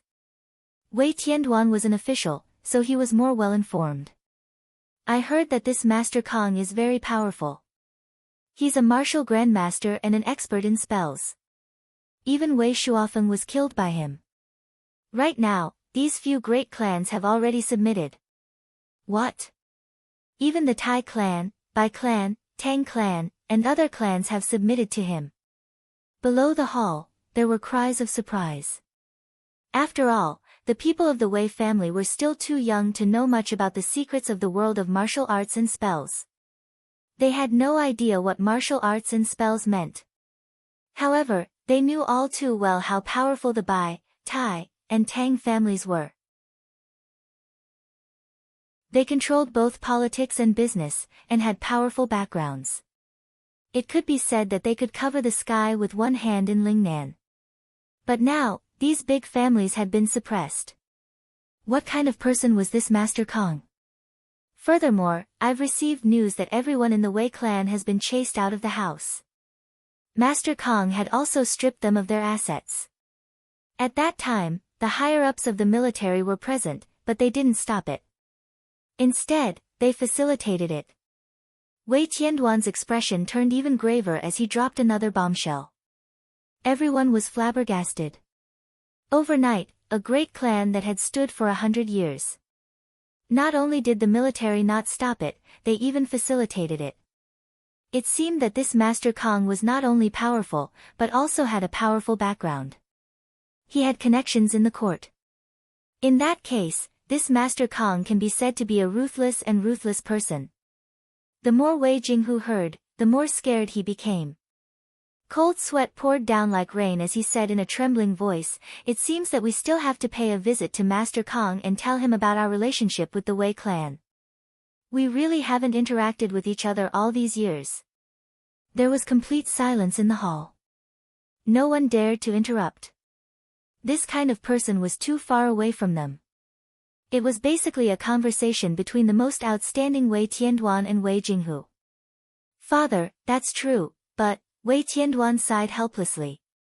"That Master Kong is like a dragon in the heavens. How difficult is it to meet him? I heard that even people of the Tang clan heads level have a hard time meeting him. No matter how difficult it is, you have to think of a way. This concerns the life and death of our clan." Wei Jinghu shook his head and sighed. This matter was too big a blow for him. It was as if he had aged 10 years in an instant. "Okay, I'll think of a way and see if the Tang clan head can give us a way out." Wei Tianduan immediately dialed Tang Xinye's number and bowed as he begged and pleaded. Moments later, Wei Tianduan hung up and sighed. "I have a way." What did he say? Everyone was excited. The Tang clan head said that with our clan status, we don't have the right to participate. However, the Tideheart golf course belongs to the Tang clan. He can have everyone disguise themselves as caddies and attendants to sneak in. Wei Tianduan's expression was extremely complicated. Hearing this, everyone's heart was filled with mixed feelings. Sigh, the Wei clan didn't even have the right to meet Master Kong. They could only disguise themselves as caddies and attendants. To think that they had been so proud of themselves and considered themselves part of the upper class. Now that they thought about it, it was simply a joke. Now do you understand how far we are from a true top clan? Wei Jinghu felt bitter in his heart. He sighed and said earnestly, "All of you must work hard. Otherwise, you will suffer endless humiliation like today." "Dad, what do you mean? Are we going or not?" Wei Tianduan asked with a frown. "We're going. How can we not go?" Wei Jinghu stood up, feeling as if a heavy burden had been lifted off his shoulders. He said in a clear voice, "As long as I can see Grandmaster Jiang and protect our Wei clan's foundation, I'm willing to exchange my life for it." Wei Jinghu and the others hurriedly drove to the Tideheart golf course. On the way, Wei Jieqiong and the others saw that the originally bustling banquet of bliss was now empty. According to the rumors in the circle of young masters, the mysterious Master Kong was going to play here and had cleared the place. Sigh, this Master Kong is so capable. Wei Jiehue said sourly. He's much more impressive than Tang Xiaozi and the other young masters. He's the most ferocious person in Lingnan in 100 years. Wei Jieqiong smiled. Brother, you can do it. Our family will also have a city hall leader in the future. City hall leader? Wei Yang laughed disdainfully. According to what I heard, even city hall officials don't have the qualifications to meet Master Kong. They're not even fit to carry his shoes. Wei Jiahui, who was rather proud, could only shake his head and smile bitterly. He knew that although his cousin's words were unpleasant, they were true to a certain extent. How could he compare to that godlike Master Kong?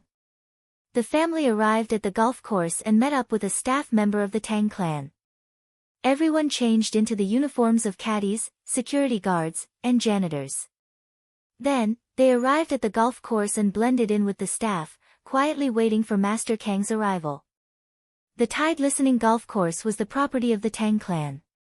It had a par of 108 on 27 holes. It was a pretty good venue. Golf had been labeled as a sport for nobles for some time now. Only a handful of people in Yangcheng could come here to play. Even the Wei clan members had never been here before. They immediately looked around as if they had entered a grand garden. However, they didn't dare to speak loudly and only dared to whisper. "Oh my, so many big shots." Suddenly, Wei Yang exclaimed. He couldn't believe his eyes as he watched a group of luxuriously dressed middle-aged and old men walk past the golf course. Tang Zhenye of the Tang clan, Bai Tianlei of the Bai clan, Tai Yingjie of the Tai clan. Almost all the billionaires in Yangcheng are here. The Wei clan members spoke as if they were family treasures. Even Wei Jiahui was moved. His eyes shone with admiration. Tang Zhenye and the rest wore heavy expressions. They didn't speak to each other as they silently entered a tea room next to the golf course. "Hongye, is it appropriate for us not to accompany Mr. Jiang? Isn't it too disrespectful?" Tang Zhenye asked solemnly as they sat down at the round table in the tea room. "Mr. Jiang only wants to play with his beloved wife. He doesn't want us to disturb him." Those were his exact words. Hongye sipped his tea and said calmly. "I'm worried that something might happen. What if we anger Master Kong?" Bai Tianlei of the Bai clan said with a frown. "Don't worry about that. I've already instructed the management staff. They will definitely serve you well." Tang Zhenye promised. "What about security? Send a few bodyguards to follow them from afar." A tycoon suggested. "Idiots!" Su Wenjie scolded. Master Kang's dermic powers are not Taoist physique but ethereal enlightenment. His martial arts have reached the transcendent state. Why would he need someone to protect him? He really felt that this group of rich people was extremely stupid. He knocked on the table and scolded, "People who cultivate the Dharma are peaceful and deluded. They like to be quiet and don't like to move. If you disturb Grandmaster Zhang's leisure time, you can just wait to die." Master Su is right. The tycoons and officials were so shocked that their faces turned pale. They quickly nodded in agreement. "If you ask me, you shouldn't have come here to apologize. That's unnecessary." Hongye played with his teacup and said proudly, "Master Kong is a celestial being. Why would he care about the offense of you ants?" "That's true," Tang Zhenye said humbly. "But no one will blame us for being polite. After all, Shaozi and the others have offended Master Kong. If we, as their parents, don't express our attitude, we won't be able to rest easy. Then you can just say that you met Master Kong during a meeting here." Adept Redleaf rolled his eyes and said resentfully, "Grandmaster Jiang said that he wanted to clear the area. If you annoy him, I won't be able to bear the consequences. Hongye, how could we let you take the risk for nothing? Here is 10 million. It's a token of our appreciation. Please accept it." Tang Zhenye quickly handed over a bank card. On the other side, Jiang Tian had already brought Zhao Xueqing and her sister, Shen Mange, and Ghost Kick to the banquet of bliss. They sat on the yacht and surfed the waves. They also played water trapeze, beach racing, and sunbathed for a while. Everyone was in a good mood. "Jiang Tian, what's going on? Why is there no one here?" Zhao Xueqing was shocked to find that the area had been cleared. The private beach that stretched for a few kilometers was empty. It had become an empty space. There was only a vice president sent by the Tang family to accompany and serve them. His words were appropriate and polite. "You still don't believe me? I'm such a failure as a husband." Jiang Tian shook his head and sighed. In fact, he was very proud of himself. The vice president of the Tang family's real estate company smiled humbly and said, "Master Kong is telling the truth.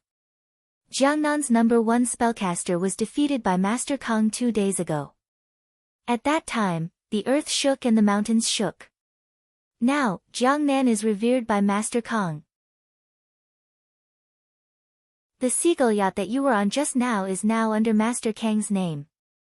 Brother-in-law, you're awesome. I worship you to death." Zhao Qianru suddenly became very excited.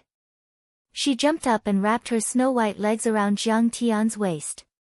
Her jade-like arms wrapped around Jiang Tian's neck and hung on Jiang Tian's body.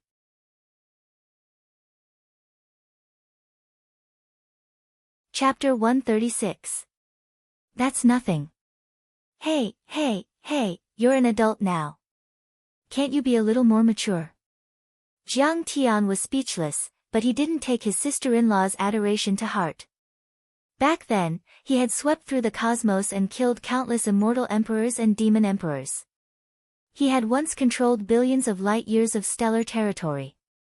So what if he defeated a mere Wei Shuofeng and became the ruler of Lingnan? If he broke through to the late stage of qi refinement, he would be able to kill even Dao body-perfected persons. He would be invincible even in Huaxia. Brother-in-law, give me that yacht of yours. Zhao Qianru said with a smile. Without waiting for Jiang Tian to speak, the vice president hurriedly said, "That's easy. Miss Zhao, just pick one. I'll give it to you." Okay. That's great. I also want that sports car over there. Zhao Qianru dashed over to the booth to choose a yacht and sports car. However, Zhao Xueqing's heart was trembling. Her expression was incomparably solemn, and her plump chest heaved violently. She was speechless for a long time. Although she had never seen how terrifying Wei Shuofeng was, she had long heard of the power of the Tang, Tai, and Bai families. And Wei Shuofeng was regarded as their leader, so there was no need to talk about his abilities. She didn't dare to say anything else, but at least he was much more powerful than Mao Mountain's Yang Guochang. She then recalled the rumor that 2 nights ago, there had been a thunderous explosion on Tidehark Mountain and huge waves in the shallow waters of Cape Beach.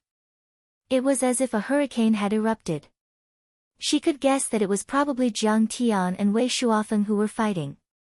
Only the heavens knew how much effort Jiang Tian had put in to defeat Wei Shuofeng and how much risk he had taken. A battle of arts was even more dangerous than a martial artist. If Jiang Tian had the slightest mishap, he would have been a corpse. "Jiang Tian, why did you fight with Wei Shuofeng?" Suddenly, Zhao Xueqing asked with a sobbing tone, "Is it because of a power struggle, or because Tang Xiaoza asked him to make a move against you? Or is it like what you said, that you want to shake the world for me?" Seeing that Zhao Xueqing was so agitated, Jiang Tian was stunned. He touched his nose and asked, "A little bit of both." Why are you so angry?" "Jiang Tian, do you know?" Zhao Xueqing's beautiful eyes were filled with tears as she said angrily, "I don't need your wealth or power. If Tang Xiaoza insists on the payment, then return it to him. We don't lack money now. I don't want you to become famous for me. I don't want any glory when I'm with you. I just want us to be safe and loving each other. But you're always fighting and killing. Have you ever cared about my feelings?" With that, she waved her hand and walked away. Knowing that Zhao Xueqing was concerned about him, Jiang Tian was very touched, but he also felt bitter. He didn't know how to explain it. After 10,000 years of cultivation, he knew how terrifying the human heart was and how cruel the competition was. Cultivators had an endless desire to become strong, but cultivation resources were limited. It could be said that if one wanted to become strong, they couldn't avoid fighting and killing. However, Zhao Xueqing was only a mortal woman. Her experience was relatively simple. How could she understand all this in such a short time? He quickly followed her and hugged Zhao Xueqing's soft waist from behind. He said in a low voice, "Qing'er, it's my fault. If I have any plans in the future, I'll definitely discuss them with you." "Humph, you're now the famous Master Kong. What's there to discuss with a mortal like me? You can go and be respected and worshipped by tens of thousands of people. What's the point of my worry?" Zhao Xueqing sobbed. She shook off Jiang Tian and walked towards the beach with a cold face. "Qing'er, I apologize. Please forgive me this once." Jiang Tian sighed helplessly. His face was full of worry. The vice president beside him was dumbfounded. This Master Kong was so capable. How could he not be angry when his wife threw a tantrum like that? He was even trying to please her. He was simply a slave to his wife. "Sister, isn't brother-in-law fine now?" "He's fine. Don't be angry." Zhao Qianru also noticed the argument between the two. She quickly followed and hugged her arm to persuade her. "Go away. If you didn't insist on coming to the blissful banquet, why would there be so much trouble?" Zhao Xueqing shook her arm and shook her off. Her face was already full of tears. She said angrily, "You're happy now. Others gave you a yacht and a sports car. But have you thought about how much danger your brother-in-law took? Did she eat gunpowder?" Zhao Qianru also retreated. She didn't know how to persuade her sister. Seeing that Jiang Tian's face was not very good, she quickly said, "Brother-in-law, don't be angry. Sister is just too worried about you, and I understand." Jiang Tian's mood was very complicated. He was also speechless for a long time. Zhao Xueqing hugged her knees with both hands and pressed her head on her knees. She sat on the beach and looked sadly at the undulating waves of the sponge. No one knew what she was thinking. Jiang Tian stood not far behind her and silently accompanied her. He stood and waited with a cigarette in his mouth. He didn't let Zhao Qianru and Shen Mange disturb her. After a long time, Zhao Xueqing gradually calmed down. She turned around and waved at Jiang Tian. She shouted, "Come here." There was still no smile on her face. Jiang Tian hurriedly threw away the cigarette and ran over. He bowed and said with a smile, "My dear wife, do you have any instructions? I treated you like that just now. Aren't you angry?" Zhao Xueqing touched Jiang Tian's cheek and looked at Jiang Tian softly. "Not angry, not angry. It was my fault. We said that I must let you know when I fight. You must be thirsty. Drink." Jiang Tian was more or less relieved. It was good that she was willing to communicate. He quickly handed her a glass of freshly squeezed juice with a fawning face. The vice president next to him was embarrassed again. "I originally thought that I had no status in the family. I didn't expect Master Kong to be worse than me. It seems that all men in the world are the same." A moment later, he slapped his thigh and muttered, "How is this no status? This is loving my wife. It seems that I still have a lot of room for improvement in the aspect of spoiling my wife." Zhao Xueqing rested her head on Jiang Tian's shoulder and looked at the undulating sea. A trace of sadness appeared on her face. "It's my fault. I couldn't keep up with your footsteps, what?" Jiang Tian was puzzled. "It's like an ant watching two fierce lions fight. It will feel like the earth is shaking and the sky is about to collapse. I'm the ant, and you and Wei Shuofeng are the fierce lions and dragons." Zhao Xueqing's eyes were sad and disappointed. She said faintly, "I don't have the ability. I can't even play the white ape bone zither you gave me." "Qing'er, don't say that." Jiang Tian was slightly stunned. He didn't expect Zhao Xueqing to have such a big change after thinking for a while. "Jiang Tian, if it's possible, let me become as strong as you. I want to stand shoulder to shoulder with you." Zhao Xueqing turned her head and looked seriously at Jiang Tian with her clear eyes. She said softly, if you're like a big tree with your copper branches and iron trunk, then I want to be a cotton plant with my own red flowers, like a heroic torch. She took Jiang Tian's big hand and drew circles on Jiang Tian's palm with her slender fingers. She said gently but firmly, we'll share the cold waves, wind, thunder, and lightning together. We'll also share the rainbows, sunshine, and rain together. We'll never be separated, and we'll be together in life and death. I love your majestic body, and I also love the position you insist on and the land you stand on. Zhao Xueqing said all the emotions in her heart. She then looked at Jiang Tian with deep affection and asked, do you understand my feelings? I understand. Qing'er, don't worry. I'll stand with you and watch this picturesque world. Jiang Tian's eyes flashed with determination when he heard this. Actually, Jiang Tian was a little hesitant about whether to bring Xueqing along on the path of cultivation. The life of a mortal was too short. Even if they lived a long life, they could only live for 100 years. He loved Zhao Xueqing too much and owed her too much. Even if he wanted to stay with her forever, it wouldn't be enough. But if he wanted to bring this girl along on the path of cultivation, or even step into the star field, it would be unavoidable. The road ahead would be filled with endless dangers. Jiang Tian didn't want her to be in danger.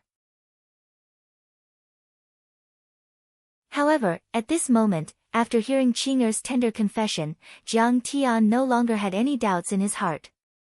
Since she was willing, then, let's cultivate together. Thank you, hubby. You've opened the door to a new world for me. I didn't keep up with your footsteps and I even blamed you. Zhao Xueqing was filled with tenderness and apology. She hugged Jiang Tian's body tightly and rested her forehead on his neck. Zhao Xueqing calmed down and started chatting and laughing with Jiang Tian again. Zhao Qianru ran over and said with a smile, Sister, let's go play golf. I've always wanted to learn. Alright. I'll let you, this wild girl, play the so-called aristocratic sport and pretend to be a socialite. Zhao Xueqing's beautiful eyes curved into a beautiful crescent moon shape as she gladly agreed. Soon, the vice president brought Jiang Tian and the others to the golf course. Vice President Fan, don't follow us anymore. We're just playing. Zhao Xueqing said gently. She had a tranquil state of mind and didn't like being fawned upon by others. All right. Mr. Jiang, Madam Jiang, I wish you all a good time. The vice president bowed respectfully and then left respectfully. It was August in Yangcheng and the sun was scorching hot. The scorching sun was like arrows mercilessly shooting down. The weather was unbearably hot. Wei Jiqiong and the rest were sweating under the scorching sun. It was as if they were in a steamer. Wei Jinghu was old and weak. His face was incomparably pale and his mouth was dry. He was about to get a heatstroke. But they gritted their teeth and persevered, patiently waiting for the legendary Master Kong to arrive. Just when everyone was feeling a little weak, they suddenly saw Jiang Tian and the rest walking over while chatting and laughing. Jiang Tian, what are you doing here? Wei Jiqiong was shocked. She quickly walked over and scolded in a low voice, Is this a place you can come to? Why can't we come here? Before Jiang Tian and his wife could speak, Zhao Qianru sneered, But you guys, this place is clearly cleared. How did you manage to sneak in?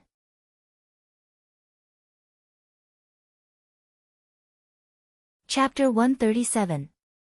After seeing the ugly faces of her grandfather's family in Yangqing City, Zhao Qianru was immediately disgusted with them and completely stood on her brother-in-law's side. You should be here to apologize to young Master Bai and the others, right? Weren't you quite arrogant back then? Now you know fear. Wei Yang curled his lips in disdain as he shook his head and sneered. It's fine if you want to apologize to young Master Bai and young Master Tang. Wei Jiehui walked over with a livid face. He lowered his voice and scolded sternly, but you have to give it some time. Today, the Bai family, Tang family, and other big families in Yangqing City are welcoming an important guest. If you disturb them at this time, your legs will be broken. I advise you to leave quickly. Hee, do they have the guts? Can't scare them to death. Don't worry, they should be here to kowtow to me. Jiang Tian sipped his freshly squeezed fruit juice calmly and couldn't be bothered with him. Jiang Tian, are you crazy? How can you speak like that? Shut up. When Wei Jiqiong heard this, she was shocked, angry, and anxious. She wished she could sew Jiang Tian's mouth shut and scolded him angrily. If you're here to apologize, then apologize. Why are you still so stubborn? Do you know that you've already angered everyone and yet you're still spouting nonsense? If these big shots hear you, you won't be able to leave alive. Madman. You're really crazy. You're already here to kneel and admit your mistakes, yet you're still boasting shamelessly and arrogantly. Wei Jiehui was so angry that his entire body trembled. He scolded, hurry up and leave. Don't anger those big shots and lead the trouble to our Wei family. What right do you have to ask me to leave? Zhao Qianru said angrily, what a joke. Didn't you already announce that you've severed ties with us? Why are you wearing the clothes of a caddy? Jiang Tian suddenly widened his eyes and looked at them with interest. He asked curiously, isn't your Wei family a rich and powerful family? Why do you care? We'll wear whatever we want. We're here to experience life. The faces of the Wei family members stiffened and they were extremely embarrassed. They thought to themselves that they wanted to meet Master Kong, but they didn't have the qualifications to come in. How could they tell you the secret? Experiencing life. Very good, then bring me a club. Jiang Tian found it very interesting and said with a mischievous smile. Jiang Tian, don't be so arrogant. If you don't go out now, don't blame this old man for turning hostile. At the side, Wei Jinghu, who'd been watching coldly with a livid expression, couldn't sit still any longer, and he stepped forward and berated. Grandpa, what's the point of talking nonsense with him? I'll just beat him up and throw him out. Wei Yang rolled up his sleeves, pulled out a golf club, and shouted arrogantly.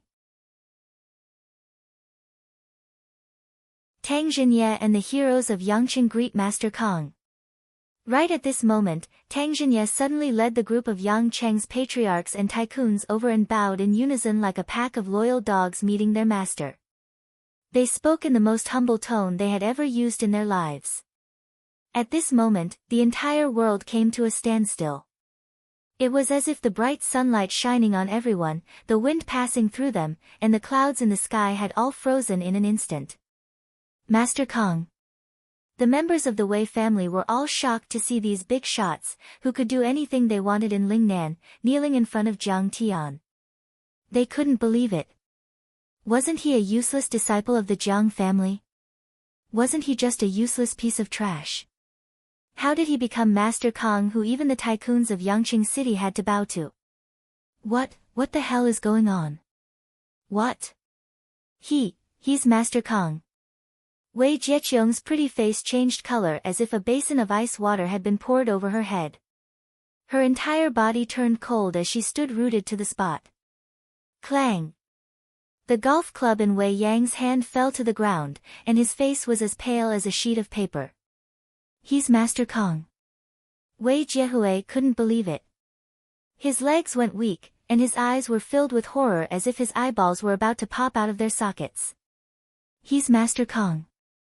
Wei Jinghu only felt his head buzzing, and his high blood pressure was about to act up. He couldn't even stand properly. Who told you to come over? Didn't you say not to disturb me? Looking down at the tycoons of Yangqing City, Jiang Tian frowned, and a trace of disgust flashed in the depths of his eyes. Then, he turned around and glared at Daoist Master Hongye. Daoist Master Hongye was so scared that he quivered. He hurriedly stepped forward and respectfully cupped his fists. Master Kong, they insisted on coming. This junior couldn't stop them even if I wanted to. At the banquet, my good-for-nothing son offended Master Kong. By Chou Fei, and Iron Monarch are now kneeling outside the door. They want to apologize to Master Kong again. Seeing Jiang Tian's displeased expression, Tang Zhenye and the others were so scared that their faces turned deathly pale.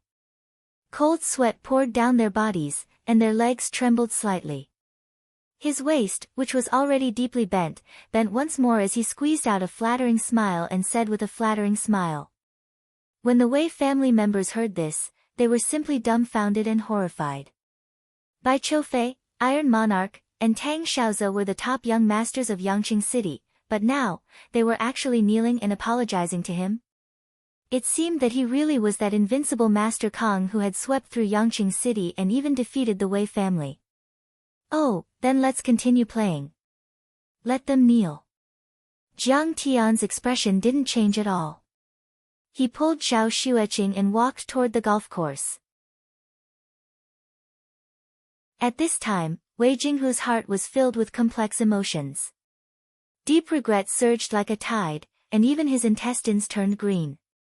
He never thought that this cheap grandson-in-law was actually the famous Master Kong. If not for the fact that he didn't recognize the real person's face and ruined their relationship, wouldn't the Wei family be flying with him as their backer? No, I can't miss this opportunity. Wei Jinghu cheered himself on in his heart, silently shouting.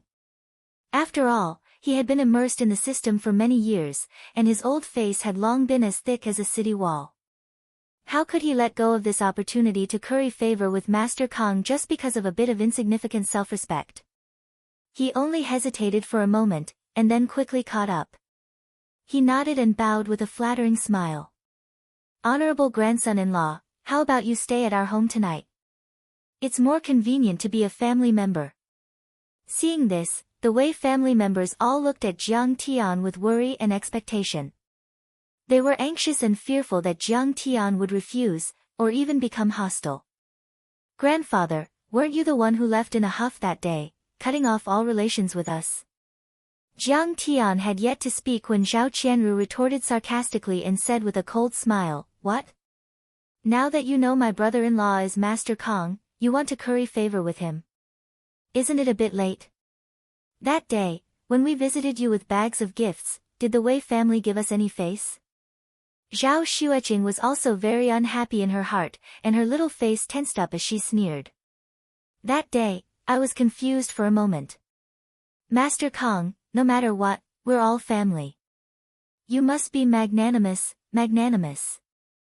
Wei Jinghu was extremely embarrassed, and he smiled embarrassedly.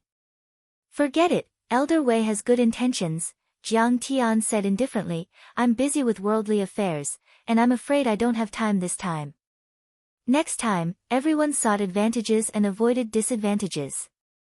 He'd been in the Outer Realm for 10,000 years, and he'd long since gotten used to seeing many cultivators bully the weak and fear the strong, and even golden immortals were no exception. Not to mention, what about these shallow mortals? Moreover, he had to give Wei Fang face, right? Hearing this, Wei Jinghu seemed as if he'd heard heavenly music, and he was so happy that he almost flew up. The large stone pressing down on his heart suddenly fell down, and he nodded and bowed. Master Kong, it's good that you're willing to come, it's good that you're willing to come. You can set the time, and our family's door is always open for you. We'll definitely welcome you. Outside the Tide Heart Golf Course, it was close to noon. The scorching hot sun, and the 40+ degrees temperature made people sweat profusely in just a few minutes. Lu Fan, who was unwilling to kneel every year when he went back to his hometown to pay respects to his ancestors, knelt under the scorching sun for 2 whole hours, not daring to complain in the slightest, not daring to show the slightest bit of resentment. Moreover, he didn't have the qualifications to complain at all, because Tang Xiaoze, Bai Qiufei, Tai Ming Huang, and many other peak young masters who were 10 times more powerful than him were also kneeling on the ground. If news of this scene were to spread, it would definitely stun a group of people, and they wouldn't dare believe it. The peak young masters of Yangqing were originally high and mighty like heavenly royalty, but at this moment, they were all forced to kneel on the ground, prostrating themselves in worship. In particular, Tang Xiaoze's legs were still in plaster, and his arms were supporting 2 special crutches as he knelt on the ground. After kneeling for a long time, his wounds were torn open a second time, and he grimaced in pain, his pale face twisting in pain. The dozen or so Chang's young masters who didn't directly clash with Jiang Tian watched silently, and they were filled with grief and grief. They had previously wanted to help Tang Xiaozi up, but Tang Xiaozi sternly refused, as if letting him up would be harming him. Zhou Xianya was also in the crowd. Only by acting to the end would there be gains. She also understood this principle, and so she insisted on following the crowd.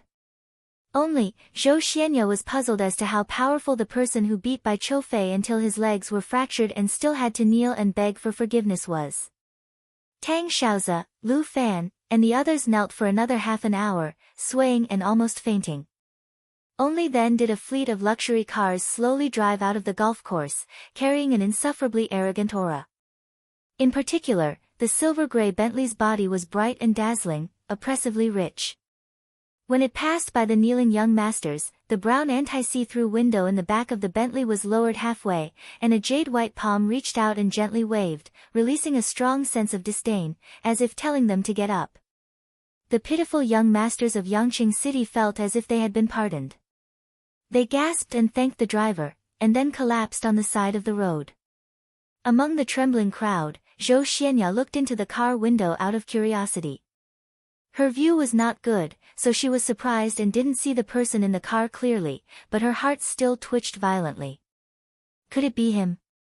She saw half a face and an ordinary white t-shirt, and couldn't help but be horrified. Her beautiful eyes almost popped out of their sockets. Lu Fan, Zhou Xianya, after resting for a while, Tang Xiaozi finally stood up with the help of Tai Ming Huang and Bai Choufei. He gritted his teeth and glared at the two coldly. His gaze was as sharp as a knife, full of hatred and resentment, as if it could kill. At this moment, he hated these two people to death. If they hadn't gotten the information wrong and fanned the flames, how could he have foolishly confronted Jiang Tian? How could he have ended up with half of his family's property, broken legs, and humiliated so miserably? After all, he had forgotten about Zhao Xueqing for a long time. Young Master Tang, Lu Fan and Zhou Xianya shuddered as if a basin of cold water had been poured over their heads. Their eyes were full of panic and fear. Get out of Lingnan, and don't let me see you again. Tang Xiaozi's cheek muscles twitched violently, and his eyes were red. He was like a wolf that was about to devour its prey. Xiaozi, are you going to let them go so easily? Bai Choufei was a ruthless person, and he was bound to vent the anger in his heart.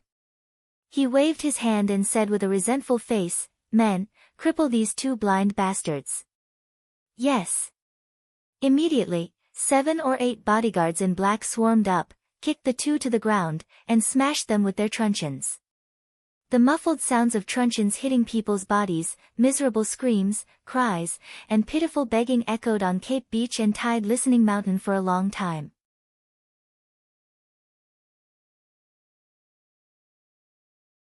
Chapter 138.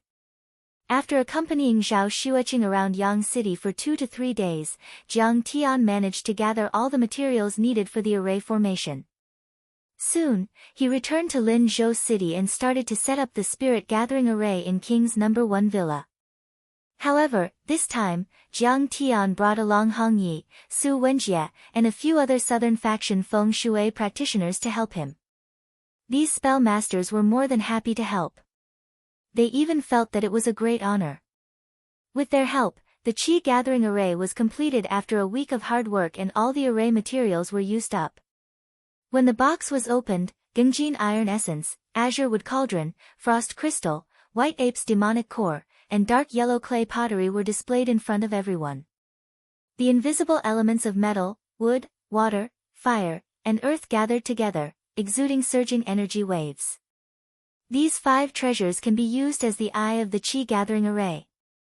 Activate the dermic powers. Jiang Tian looked at the 5 elements that he had gathered with great difficulty and heaved a long sigh. Under everyone's expectant gaze, Jiang Tian inserted the 5 treasures into the eye of the array one by one and inserted the auxiliary materials that contained the runes of the array. Immediately, the ground trembled slightly as the spirit-gathering formation was activated. Pillars of light emerged from the 5 eye of the array and shot into the sky. Gold, green, white, red, and yellow. They were 100 meters long and looked like giant lanterns. At the same time, streaks of chi gathered from all directions like tentacles and enveloped the entire mansion. Shocking. This is too shocking. This is truly an earth-shattering array.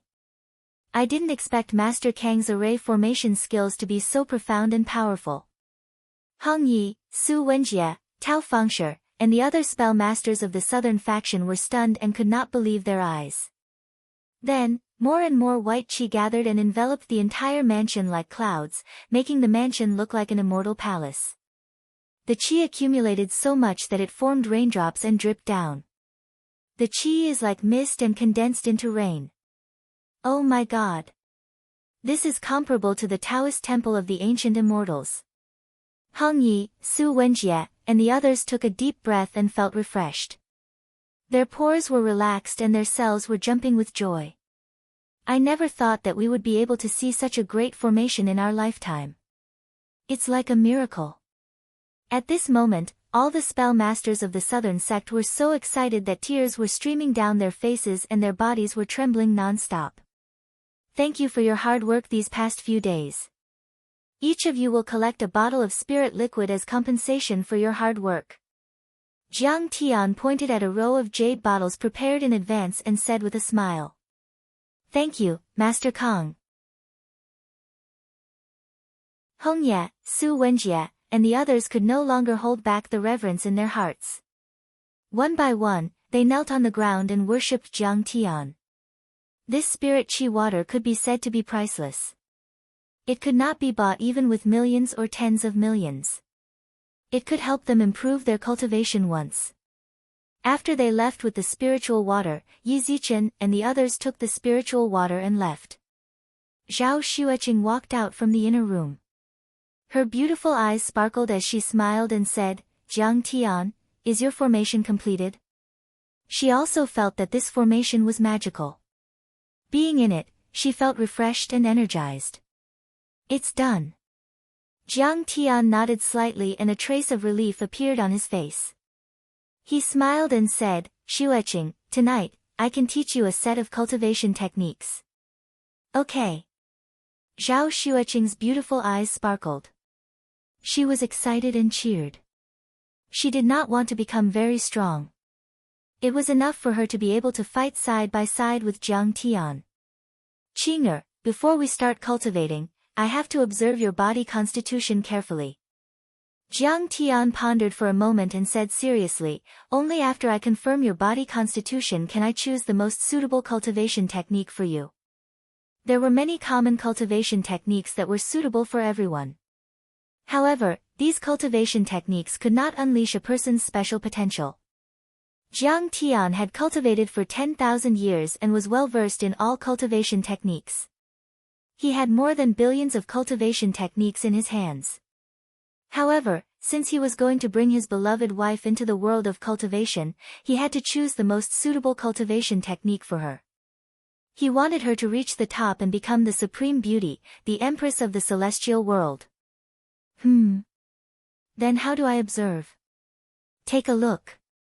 Zhao Xueqing smiled sweetly, her beautiful eyes rippling like waves, looking innocent and unaffected. Qing'er, you have to take off your clothes.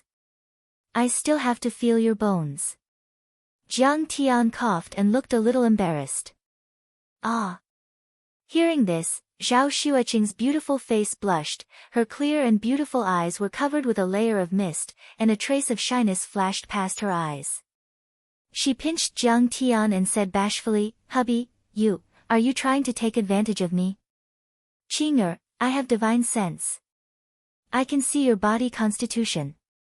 However, the body constitution not only covers your muscles and blood vessels, but also your bones.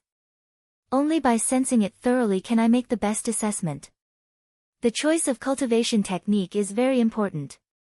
It will affect your cultivation for the rest of your life. You can't afford to make any mistakes. Jiang Tian said seriously. Oh, I see. Then let's go to the bedroom. Seeing that Jiang Tian was serious, Zhao Xueqing believed him.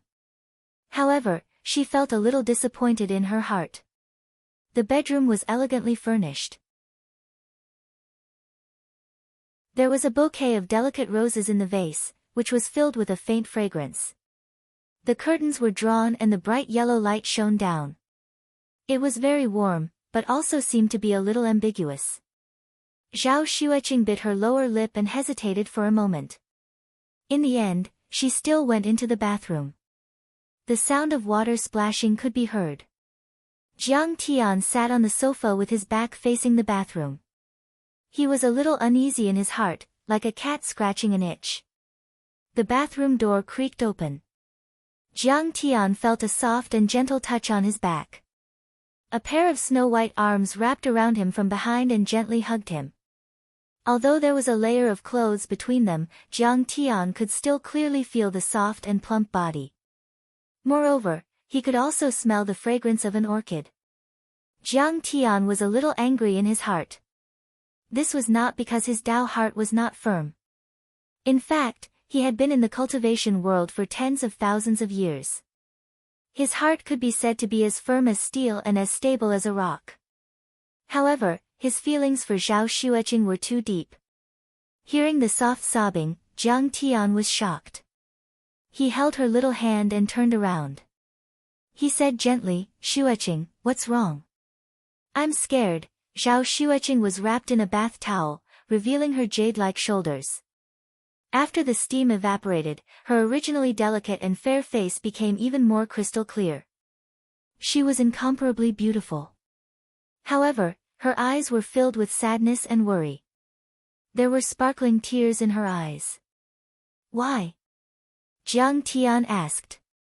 Zhao Xueqing said in a trembling voice, "According to what you said, everyone's bone structure is different. Not everyone is suitable for cultivation. If my bone structure is not good, then what should I do?" "Qing'er, you don't have to worry about this." Jiang Tian smiled. He held her beautiful face and kissed it. He said with a firm face, "Even if your bone structure is not good, I have thousands of ways to improve it. As long as your Dao heart is firm, hubby, you're actually so amazing." Zhao Xueqing was overjoyed at first, then her eyes became hazy. There was a layer of intoxicating charm on her face, and there was a hint of shyness between her brows. However, she gently clenched her teeth and whispered in Jiang Tian's ear, then I'll show you now." Then, Zhao Xueqing gently untied the bath towel. Suddenly, the bath towel fell to the ground. A beautiful and delicate body was presented in full view in front of Jiang Tian. The beauty in front of him had a face full of shyness. She was at a loss. Her jade-like arms were gently covering the important parts of her body. Her figure was curvaceous and exquisite, her skin was as white as jade, and her waist was slender and soft. Especially her pair of plump peaks that undulated even more. Under her slight trembling, dazzling waves rippled out, making her even more beautiful and soul-stirring, causing Jiang Tian to scratch his heart and liver. "Qing'er, you're so beautiful." Jiang Tian's heart was about to jump out of his throat. He could not control himself at all. He hugged her tightly in his arms. He had been cultivating for tens of thousands of years, and there were countless seductive demonic women and holy fairies who tried to show off their beauty in front of him. However, Jiang Tian had always been thinking about his beloved wife, and had never had his heart moved by them. It could be said that for tens of thousands of years, he had always bitterly missed Xueqing. He hoped to embrace and love her. His longing was like a disaster. He did not stop for a moment. Today, his beautiful wife was presented in front of him. How could Jiang Tian control himself? "Aya, hubby," Zhao Xueqing let out a soft cry as if she was talking in her sleep, but in the next moment, she became as docile as a pool of water, completely obedient. She did not have the slightest idea of her own and allowed Jiang Tian to caress her delicate body that was as white as a scallion. Jiang Tian's heart was burning. He placed his beloved wife on the bed covered with rose petals. starting from his beloved wife's lips, then down her neck, and then to her chest. He kissed her all the way down. Qing'er's body started to tremble. However, in the end, she could not help but gently twist. Her face seemed to be smeared with a layer of rouge. Even the skin on her neck was faintly red. Her pair of eyes were half closed and her gaze was blurred. It was as if she had already lost consciousness. However, her pair of small hands were still tightly holding onto Jiang Tian's arm. No, at the last moment, Jiang Tian seemed to have shivered and suddenly stopped. Qing'er was so shy that she did not dare to look at him. She only hugged Jiang Tian's neck with both hands and buried her head in his neck. She said in a soft voice, "Hubby, take me. I am your wife. I originally belonged to you. Don't wait for your name to shake the world. Don't wait for wealth and glory, no. Qing'er, it's not because of this." Jiang Tian tried his best to calm himself down. He let go of his wife's body and said with a smile, "There are many body constitutions that require a virgin body to cultivate. I'm afraid that I'll hold you back. Let's wait and see." "Oh, so it's like this." Zhao Xueqing pouted and rolled her eyes at Jiang Tian. Her face was filled with disappointment. It was as if she was a flower bud that had just received the blessing of rain and dew. Before it could fully bloom, it had stopped. How strange. Jiang Tian immediately used his divine sense to examine her body. But at this moment, he felt a splitting headache and his body trembled. Seeing Jiang Tian's pale face, Zhao Xueqing frowned and cried out in alarm. She reached out to support Jiang Tian. "What's wrong?" Jiang Tian was sweating as he muttered to himself, "It can't be that kind of physique, right?" Just now, when he had peeked into Zhao Xueqing's root bone, he had felt an enormous pull, like his divine sense was about to be swallowed up. Moreover, she was clearly made of flesh and blood, but her body was as vast as the sea of stars, as complex and deep as a black hole that seemed capable of swallowing everything. Coupled with the feeling of being drained of strength when he was combing through Zhao Xueqing's meridians, he couldn't help but think of a terrifying physique that was 1 in 10,000 in the cultivation world, the immortal body of the stainless phoenix.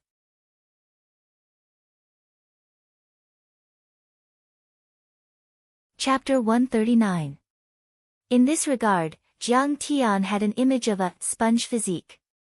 This kind of physique was known for its extreme void and powerful absorption ability. It could swallow everything, bear all things, and smelt it into cultivation.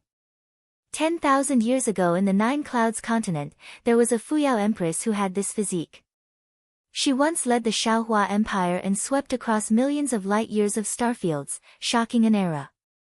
This physique also had a fatal flaw. That was, powerful cultivation could not form an attack.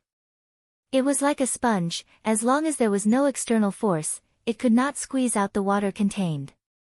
"Qing'er, don't worry, I'll look again." Thinking of this, Jiang Tian was also a little flustered, but he forced a smile and comforted his nervous wife. Once again, he condensed his consciousness into threads and tentacles and probed into Qing'er's body, carefully examining it. This time, the exploration took a full quarter of an hour. Jiang Tian even felt that his consciousness was about to be swallowed by her body. This was clearly a body of flesh and blood, but the inside was so vast and boundless. A meridian was like a great river surging endlessly. A piece of blood qi was like the clouds in the sky covering the sky and the sun. Even a small cell was as complex and vast as a planet. All-encompassing, myriad of phenomena. Jiang Tian's surging consciousness was pulled extremely thin, like a cicada's wing, like a silk thread. It was about to collapse, but it was still unable to see the full picture of this physique. There was a sharp pain in his sea of consciousness. Jiang Tian quickly withdrew his consciousness, only to find that the back of his clothes was soaked with cold sweat. Jiang Tian's face was pale, his whole body was weak, and his eyes were dull as he sat there. "Husband, are you okay?" Zhao Xueqing's eyes flashed with a trace of worry. She took a wet towel and gently wiped Jiang Tian's sweat. "I'm fine." Jiang Tian's tone was a bit powerless and sorrowful. His eyes were empty, unable to focus. At this time, Jiang Tian was unwilling to admit it, but he had to admit that Qing'er actually had the pure phoenix immortal body, which was hard to come by in 10,000 years. Hubby, can I cultivate? Wrapping herself in a towel, Zhao Xueqing looked at Jiang Tian worriedly. Her body was trembling as she felt uneasy. Your physique is very strange. Jiang Tian swallowed his saliva with difficulty and said in a hoarse voice. Although the truth was cruel, Jiang Tian still had to say it. After listening to Jiang Tian's narration, Zhao Xueqing felt as if she had been struck by lightning. She was completely stunned. After a long time, Qing'er smiled sadly. Her beautiful eyes were filled with tears as she said in a trembling voice, You mean, I can't become the same person as you? In theory, yes. Jiang Tian lowered his head, his expression solemn.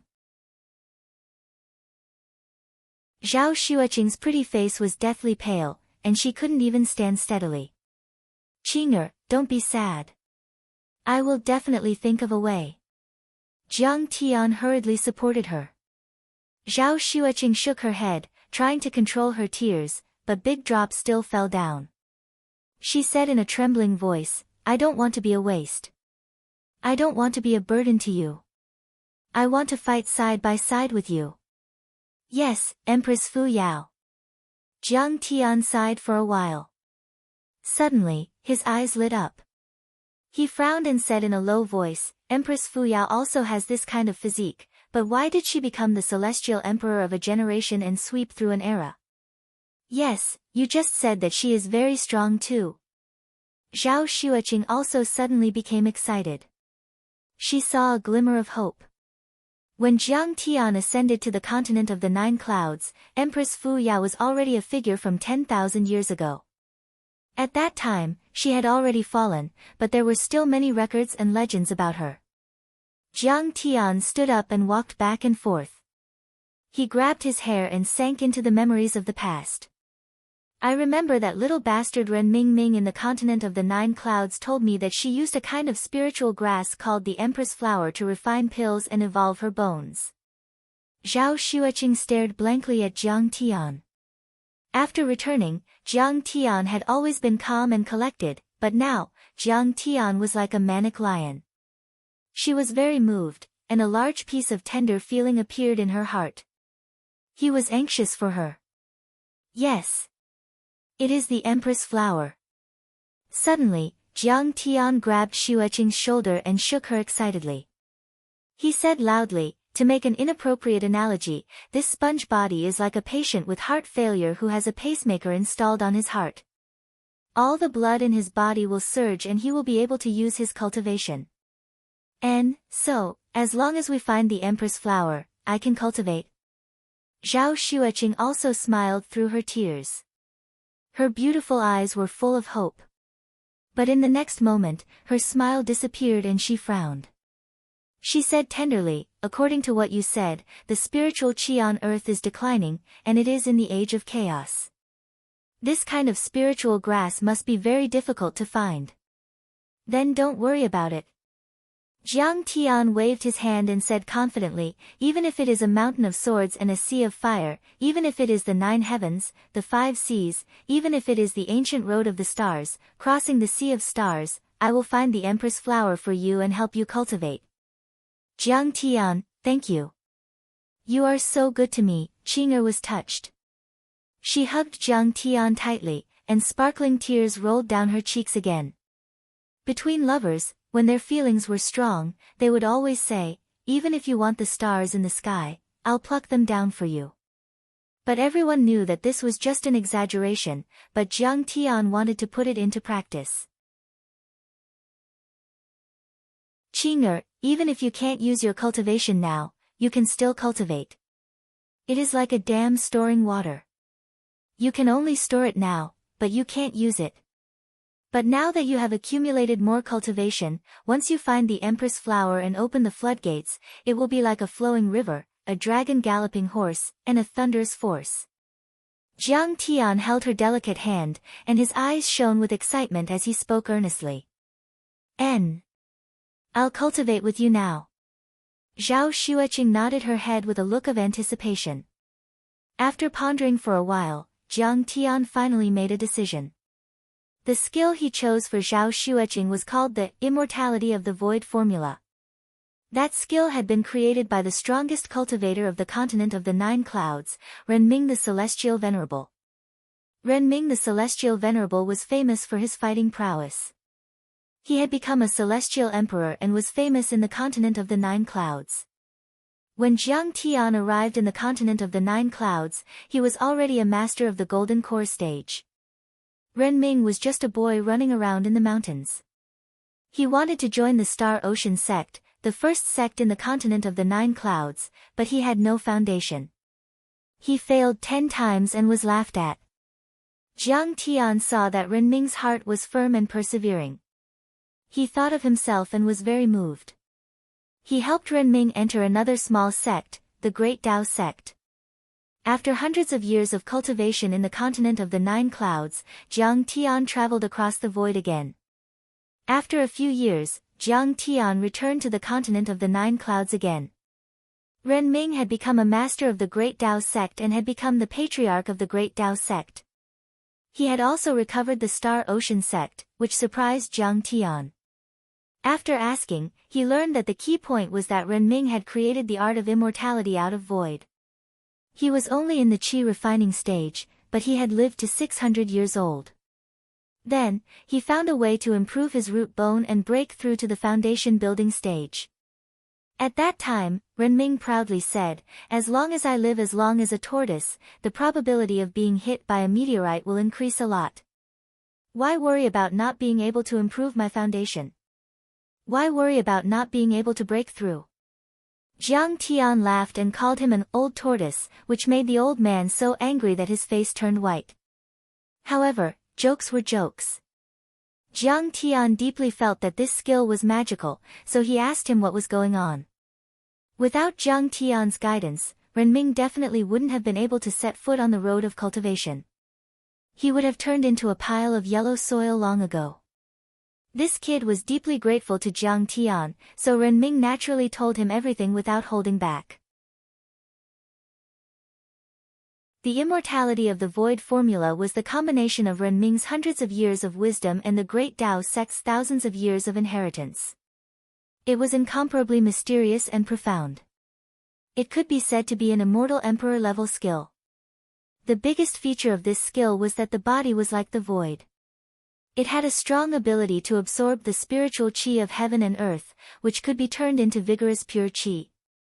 It was very suitable for the little girl's body.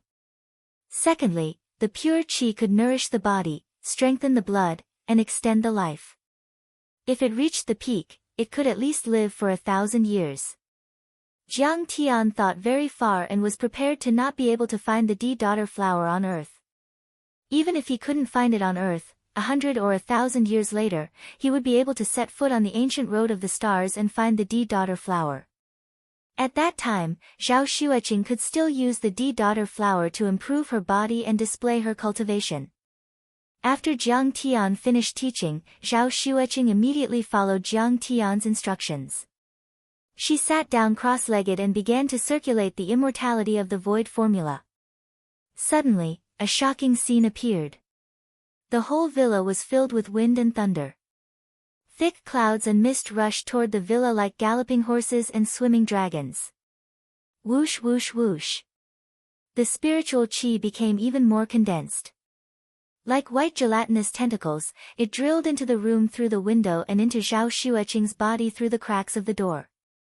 It merged into her qi sea and turned into surging pure qi. Zhao Xueqing's back was straight as a pencil. Her eyes were slightly closed, and her beautiful face was filled with awe-inspiring might. Her body emitted a holy light, as if a goddess had descended to the mortal world. Kacha! With a crack, the spiritual qi was too overwhelming. It pushed open the window and shattered the glass. Damn, this is too terrifying. Jiang Tian was speechless. He couldn't believe what he was seeing. This scene had never appeared even when he was cultivating the primal chaos creation formula. It seemed that Renming's cultivation method was also unique. Moreover, Qing'er's physique was too domineering. In the courtyard, the wind whistled.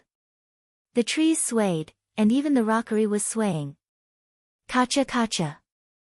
Loud sounds rang out incessantly. Streaks of spiritual qi turned into mist and surged crazily. They rubbed against each other like a dark cloud vortex. Lightning as thick as a thumb or an arm was actually produced. They flickered in the spiritual qi like silver snakes. Aya, there's thunder. It's raining. Hurry up and put away the clothes. This scene scared Ghost Leg, who was collecting spiritual liquid in the courtyard, so much so that he jumped 3 feet high. Holding the jade bottle, he burrowed into the room like a mouse. Jiang Tian was shocked when he saw this, and he was shocked. If Qing-er continues cultivating like this for a month, then the spirit energy in Lion Peak and Embroidery Lake will probably be completely sucked dry, and it's even to the extent that my energy convergence formation will collapse from the absorption. Soon, the sky turned bright. Zhao Xueqing finally completed one cycle and opened her eyes. So comfortable. At this moment, under the cover of the morning sun, the little girl's skin was whiter than snow. It was as clear as jade, and her eyes were lively. Her entire body was shining and exuding a holy light. Her white pajamas were spotless. She even had a bit of celestial aura, just like a fairy who had descended to the mortal world. She turned to look at Jiang Tian and asked with a smile, "Hubby, it's so strange. I didn't sleep last night, but I feel so refreshed and energetic. It's so comfortable. This is the most basic convenience of cultivation. From now on, you're cured of all diseases and your body is strong and healthy." Jiang Tian said with a smile. "It feels so good. Hubby, I'll reward you with a breakfast of love." Zhao Xueqing smiled sweetly and immediately ran off to make breakfast. After breakfast, Zhao Xueqing said with a smile, "Hubby, accompany me to work." "I'm used to having you accompany me. I'm not going." Jiang Tian shook his head resolutely. "Why? Do you know? When you were cultivating yesterday, all the spiritual qi rushed into your body. It didn't enter my body at all. I couldn't cultivate even if I wanted to." Jiang Tian's face was bitter. He wanted to cry but had no tears. Qing'er's body was simply too domineering.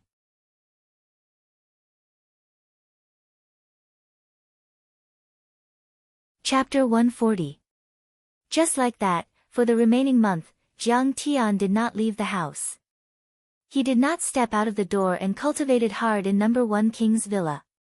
Qing'er worked during the day and accompanied Jiang Tian to cultivate at night. Her comprehension in cultivation was also very amazing. She could discuss cultivation techniques with Jiang Tian, and some of her points could even inspire Jiang Tian. Moreover, her progress could be said to be very fast. In just a month, she broke through to the qi refinement stage. However, without the new flower, she could not use it. From the first 3 stages of qi refinement stage to the middle stage of qi refinement stage was a very important stage. The key was condensing qi into spirit.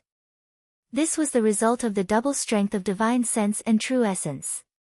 The surging true essence fused with a wisp of divine sense and had its own spirituality. It was like a cultivator's avatar that could assist Jiang Tian in attacking.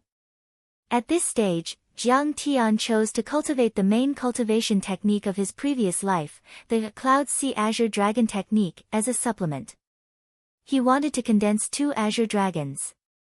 One Azure Dragon was the spirit of the Spirit Gathering Array, guarding No. 1 King's Villa and protecting his beloved wife. In fact, the Spirit Gathering Array was only a very basic formation. It did not have the ability to attack or defend. Jiang Tian planned to strengthen one of the true essence Azure Dragons into a defensive and lethal Azure Dragon formation. The other Azure Dragon would be his personal item to assist him in defense and attack. The development of Zhao Pharmaceutical Company could only be described as rapid. The muscle-nourishing ointment swept the national market like a hot knife through butter. Its sales rose steadily. Coupled with the orders from the military, it could be said to be like the sun in the sky. In just 3 months, the sales of the muscle-nourishing ointment broke 5 billion, and the net profit was 1 billion. Not to mention the scale of the assets, at least in terms of profit. In 2007, Zhao Pharmaceutical Company was ranked in the top 30 pharmaceutical companies in Huaxia. On this day, Jiang Tian was meditating in No. 1 King's Villa. Zhao Qianru ran over and smiled. "Brother-in-law, it's the National Day holiday. Let's go out and play." "How can I have time to play with you? Look at this villa." Jiang Tian patted his little head and laughed involuntarily.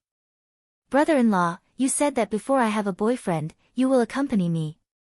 But now, you only accompany big sister and don't even have me in your heart." The little girl was wearing a light spaghetti strap dress. Her long legs were snowy white, and she was wearing high-heeled sandals. She hugged Jiang Tian's arm passionately and acted like a spoiled child. Jiang Tian's face darkened. This was really a promise that he made, was a debt that he owed. "That's right, brother-in-law, we plan to go to the Thousand Island Lake Resort in Leizhou to play. Do you want to come with me?" The little girl hugged Jiang Tian's arm and smiled with anticipation. "I won't go." Jiang Tian shook his head and said, "What's there to play with you guys? There's a generation gap, and there's no common language. Brother-in-law, how can you go back on your words? Be careful or I'll complain to my sister." The little girl pursed her lips and stamped her feet, feeling inexplicably jealous. Jiang Tian couldn't stand her sharp tongue and raised his hands in surrender. "All right, as long as your sister allows it, I have no problem." Zhao Qianru hurriedly called her sister and told her about the matter. Then, she handed the phone to Jiang Tian and said, "My sister has instructions." "Wifey, what do you say?" Jiang Tian asked with a smile. "Go and accompany Xueqing on her vacation." Zhao Xueqing smiled gently and said, "You've been too busy recently. If you're not studying formations, you're cultivating hard. You even have to think about my physique. It's time to change your brain. Besides, she's young and heartless. If you go with her, I'll be more at ease. Don't worry. With me around, no one will dare to harm a single hair on Qianru's head." Jiang Tian hurriedly promised and said, "Why don't you come with us?" "Forget it, the company has a lot of orders right now. I can't leave at all, so I won't be going." Zhao Xueqing gently shook her head. At this moment, Shenlu and Zhengli came over and smiled. "Jiang Tian, where are you going to play?" Not only did they need Shen Mange, Master Qi, and the others who knew about formations, they also needed people who were proficient in construction and civil engineering. Especially when the process of setting up the formation destroyed the roadside and landscape of the villa. The repair and restoration after the event was also not a small project. Shen Li's family was originally in the construction business, and he himself had also studied this in university. Now that he had returned to his old profession, Jiang Tian called him and Zhengli to bring the construction team over to help. However, Jiang Tian discovered that the two of them had been flirting with each other these days, as if they were having an affair. Regarding this, Jiang Tian was also very gratified. It seemed that his return had changed the fate of some people. Zhengli was much better than his original girlfriend. He hoped that Shenlu would have a happy marriage. Thousand Island Lake Resort. Jiang Tian said with a smile. "We want to go too. Master Kong, you can't be so stingy. You have to bring us along." Zhengli and Shenlu jeered together. In fact, after interacting with Jiang Tian for a long time, they realized that Jiang Tian was actually quite approachable, especially to people of the same age. All right. You guys have worked hard these days. Let's go together tomorrow." Jiang Tian said with a smile. The next day, everyone gathered at the entrance of the Zhao family's lakeside villa early in the morning. On Jiang Tian's side, there were only two friends, Zhengli and Shenlu. On Zhao Qianru's side, there were still 5 or 6 university classmates. it could be seen that Chu Yue's university classmates all had good family backgrounds. They all drove private cars and wore luxurious clothes. Jiang Tian was too lazy to drive, so Shenlu drove a Volkswagen Golf over. There was even an advertisement sticker on it that read, Earth, Sand, Construction. A university classmate of Zhao Qianru called Lu Wenhong sneered and said disdainfully, Qianru, your brother-in-law's car is quite unique. Lu Wenhong, show some respect. How could you know my brother-in-law's ability? Zhao Qianru glanced at him. I think your brother-in-law is just an ordinary uncle. I heard that he was kicked out of his family and came in. Lu Wenhong said with a face full of disdain. Lu Wenhong had pursued Zhao Qianru some time ago, but was ruthlessly rejected by Zhao Qianru. The reason was also very strange. You don't look like my brother-in-law. When Lu Wenhong heard this reason, he almost fainted from anger. What does it have to do with your brother-in-law that I'm in a relationship with you?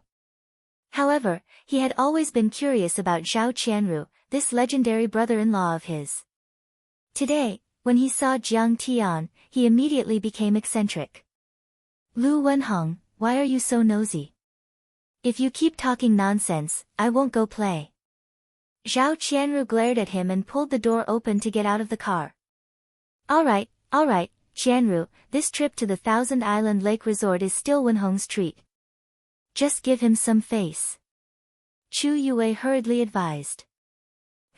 I'm too lazy to talk to you. Zhao Qianru opened the door and got out of the car. She got into the Volkswagen Golf that Jiang Tian was driving. Damn, what's so great about a person who does earth and stone business?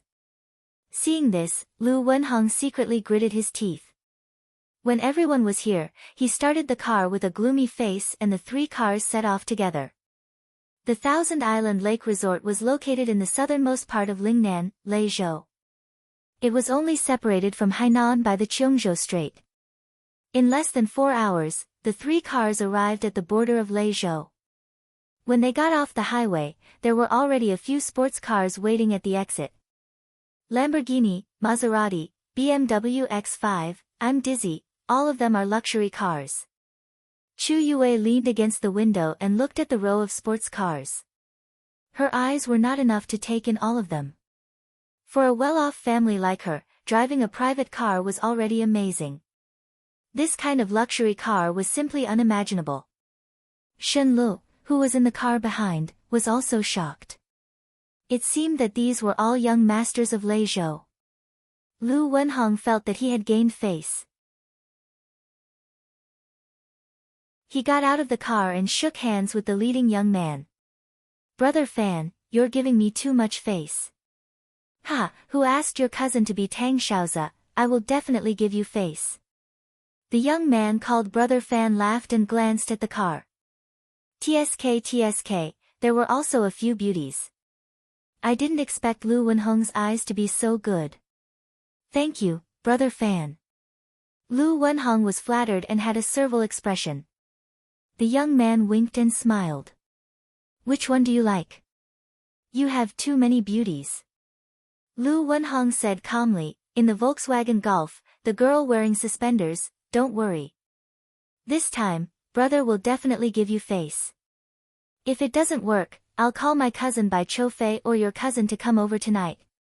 Your cousin is the awesome one, Yang Cheng's first-class young master Tang Xiaozi. You're looking for me from afar. The young man winked and smiled. Hey! My cousin is extremely busy, how could he have the time to care about my trivial matters? Lu Wenhong said with an understanding smile. The conversation between the two was heard by Chu Yue. Her face was filled with horror as she said in a trembling voice, Yang Cheng's #1 young master Bai Choufei? And Tang Xiaozi. Bai Choufei was famous in Yangcheng and Chu Yue had heard of him in Jiangbei. It was said that he controlled the super-large flying cloud society and had a strange hobby. He loved to drink breast milk and would often search for breastfeeding women in Yangcheng. Whoever dared to disobey, he would directly cripple them. The young man's face turned cold as he said in a deep voice, Little girl, don't talk nonsense. If these words reach young Master Bai's ears, your entire family will die. I didn't expect you to be Tang Xiao's cousin.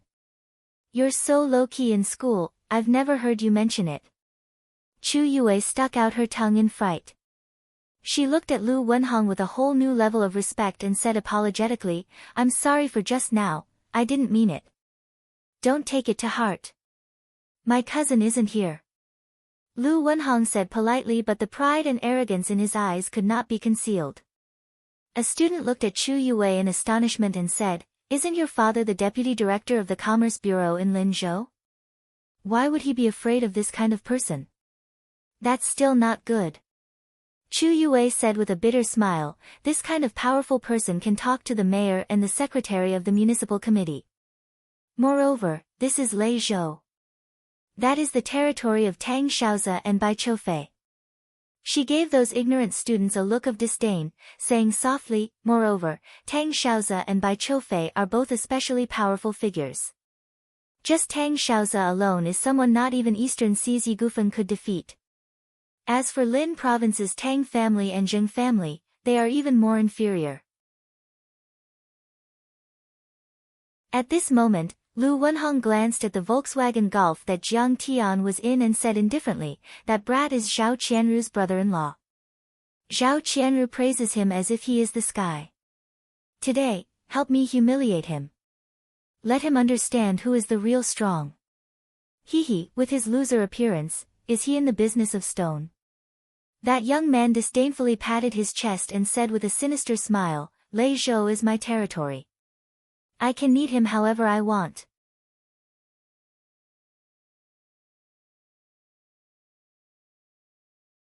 Chapter 141.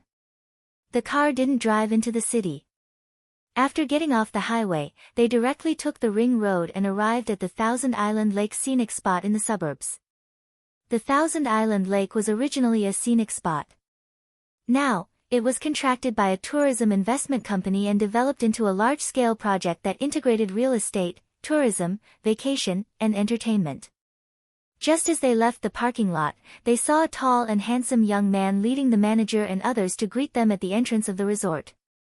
Brother Nan, why did you come out personally? Seeing the young man appear, even Lu Wenhong was slightly moved. He quickly walked over and shook hands with him while enthusiastically introducing, this is the general manager of the Thousand Island Lake Resort, Bai Tian Nan. You must have heard of his cousin, Bai Choufei, young Master Bai. Bai Choufei's cousin. Wenhong, you also know such a big shot like Bai Choufei? Young Master Bai seems to have a scandal with the big star Guo Jichang some time ago. Is it true? Zhao Qianru's classmates were stunned and excitedly discussed. For example, Guo Jiniao and Bai Choufei were people who often appeared in the gossip news. Stars, young masters, wealthy families, domineering CEOs, these words were originally unattainable existences, but now, they actually appeared right in front of their eyes. Wenhong, I heard about you from your cousin. Today, young Master Bai and young Master Tang came together to discuss business. Bai Tiannan lightly shook hands with Lu Wenhong and smiled reservedly. Is that so? Lu Wenhong shook Bai Tiannan's hand excitedly.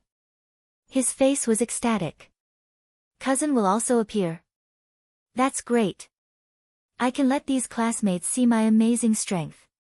That's the #1 young master in Yangcheng. These are my classmates. He also wanted to introduce his classmates to Bai Tiannan. However, although Bai Tiannan was only 25 or 26 years old, his aura was huge and he was quite arrogant. He was too lazy to pay attention to him and directly interrupted, okay, you can slowly get to know each other later. Let's go in first. Everyone felt this kind of contempt, but no one would say anything. Bai Tiannan's status was so high and his financial resources were not something they could compare to. Walking into the resort, everyone was shocked. On the vast Thousand Island Lake, there were more than a dozen small islands with luxuriant vegetation and pleasant environments. They were connected by glass planks. On each small island, there were tall villa-style hotels and various entertainment facilities. The clear lake was a vast expanse of green. A white yacht sailed across the white waves, leaving behind sounds of joy and laughter. What's that? Umbrellas? I played it when I was traveling in Penang. As Chu Yue walked along the cobblestone path, she looked at the lake and exclaimed in surprise. A speedboat set off two white waves as it sailed quickly. The speedboat was pulling an umbrella, and under the umbrella sat two tourists. Cheerful screams could be heard continuously. As Bai Tian-nan walked in front, he proudly introduced, "My family's resort occupies 13 small islands, and there's also a part of the shore." There was a luxurious lakeside hotel with more than 200 rooms and 5 villa-style hotels. Dozens of villa experience rooms. In addition, each island has a different type of entertainment. On the first island, extreme sports such as real-life CS, rock climbing, etc. On the second island, there's a racing track that completely simulates the F1 track. On the third island, there's the only yacht club in Lingnan. It has even appeared at the Banquet of Bliss. We also have 3 high-end restaurants here. Australian lobsters, two-headed abalone, and Japanese caviar.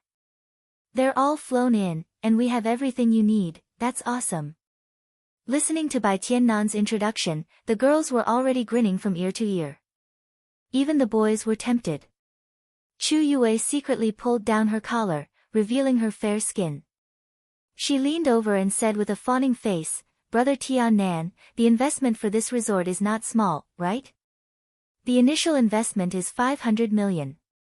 The next step will be an additional 1 billion to build villas with a lake view." Bai Tian-nan said calmly. "Your family is really powerful. This investment could be considered a huge sum. It's more powerful than many of the tycoons in Jiangbei." Lu Wenhong exclaimed. "You're wrong again." Bai Tian-nan said solemnly, "The first 500 million is indeed our Bai family's investment, but the subsequent investment is from the Lingnan Chamber of Commerce led by Master Kong." "Who's Master Kong? What's the Lingnan Chamber of Commerce?" Many people present were puzzled. Even Lu Wenhong, who was well informed, shook his head lightly. "You're all from Linzhou City, but you've never heard of Master Kong and the Jiangbei Chamber of Commerce?"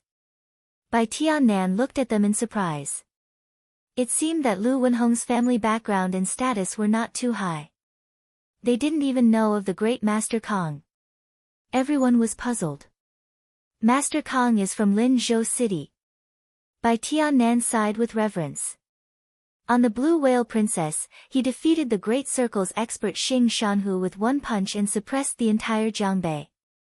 Even Peak Master Yi Gufeng bowed his head to him. He's known as the Jiangbei Godfather. Later on, he fought his way to Lingnan. Now, many tycoons in Yangqing worship him. What kind of heaven-defying strength is this? As he spoke, he felt that he had said too much.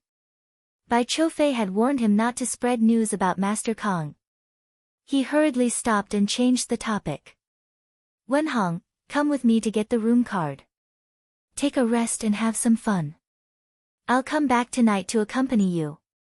After Lu Wenhong and Bai Tian-nan left, everyone sighed. What? Even Zheng Guangxia bowed his head to him.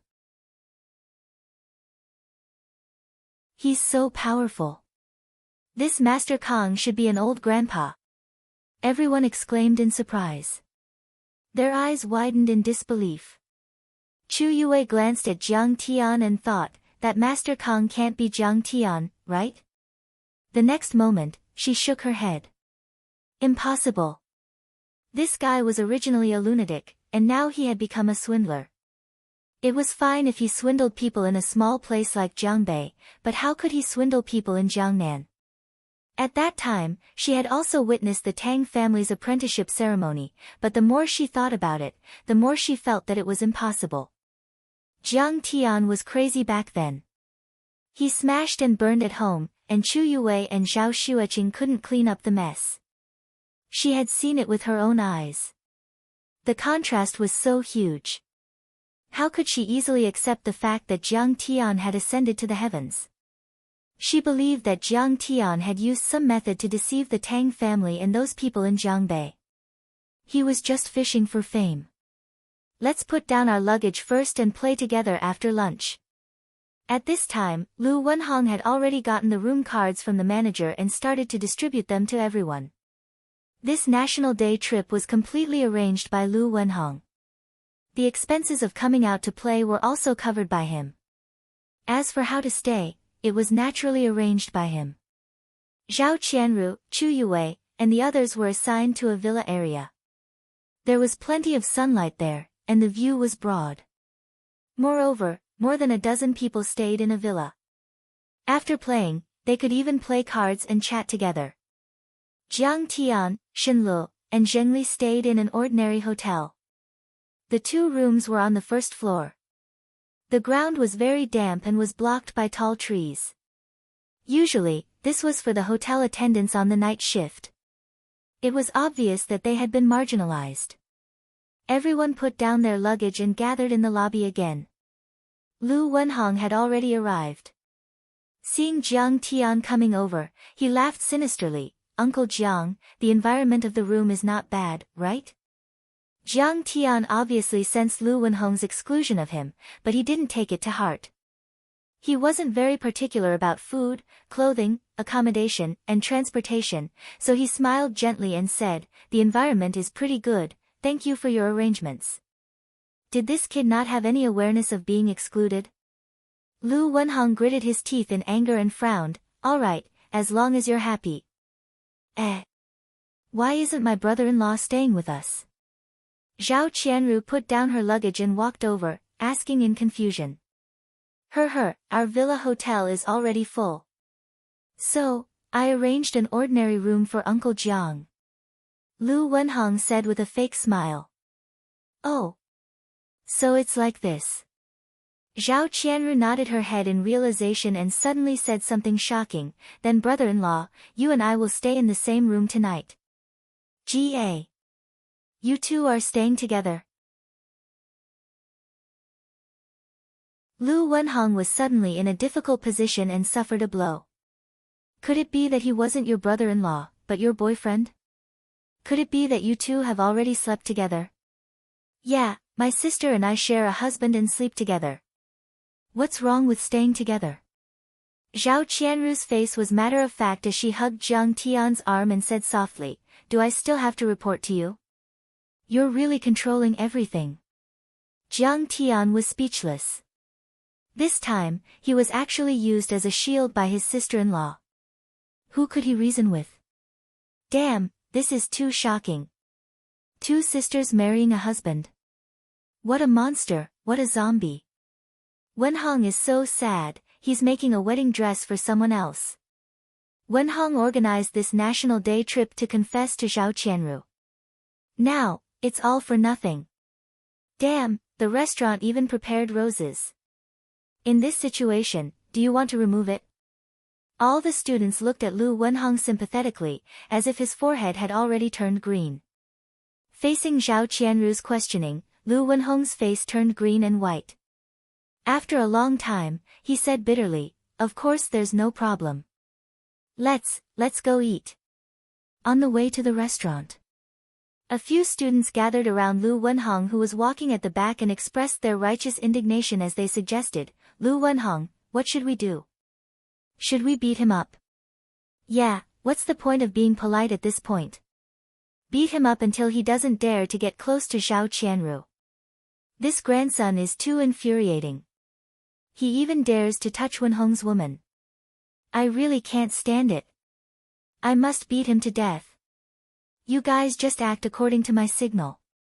Looking at Jiang Tian who was holding Zhao Qianru's hand, Lu Wenhong's anger soared to the sky as he gritted his teeth. If looks could kill, Jiang Tian would have died 100 times over.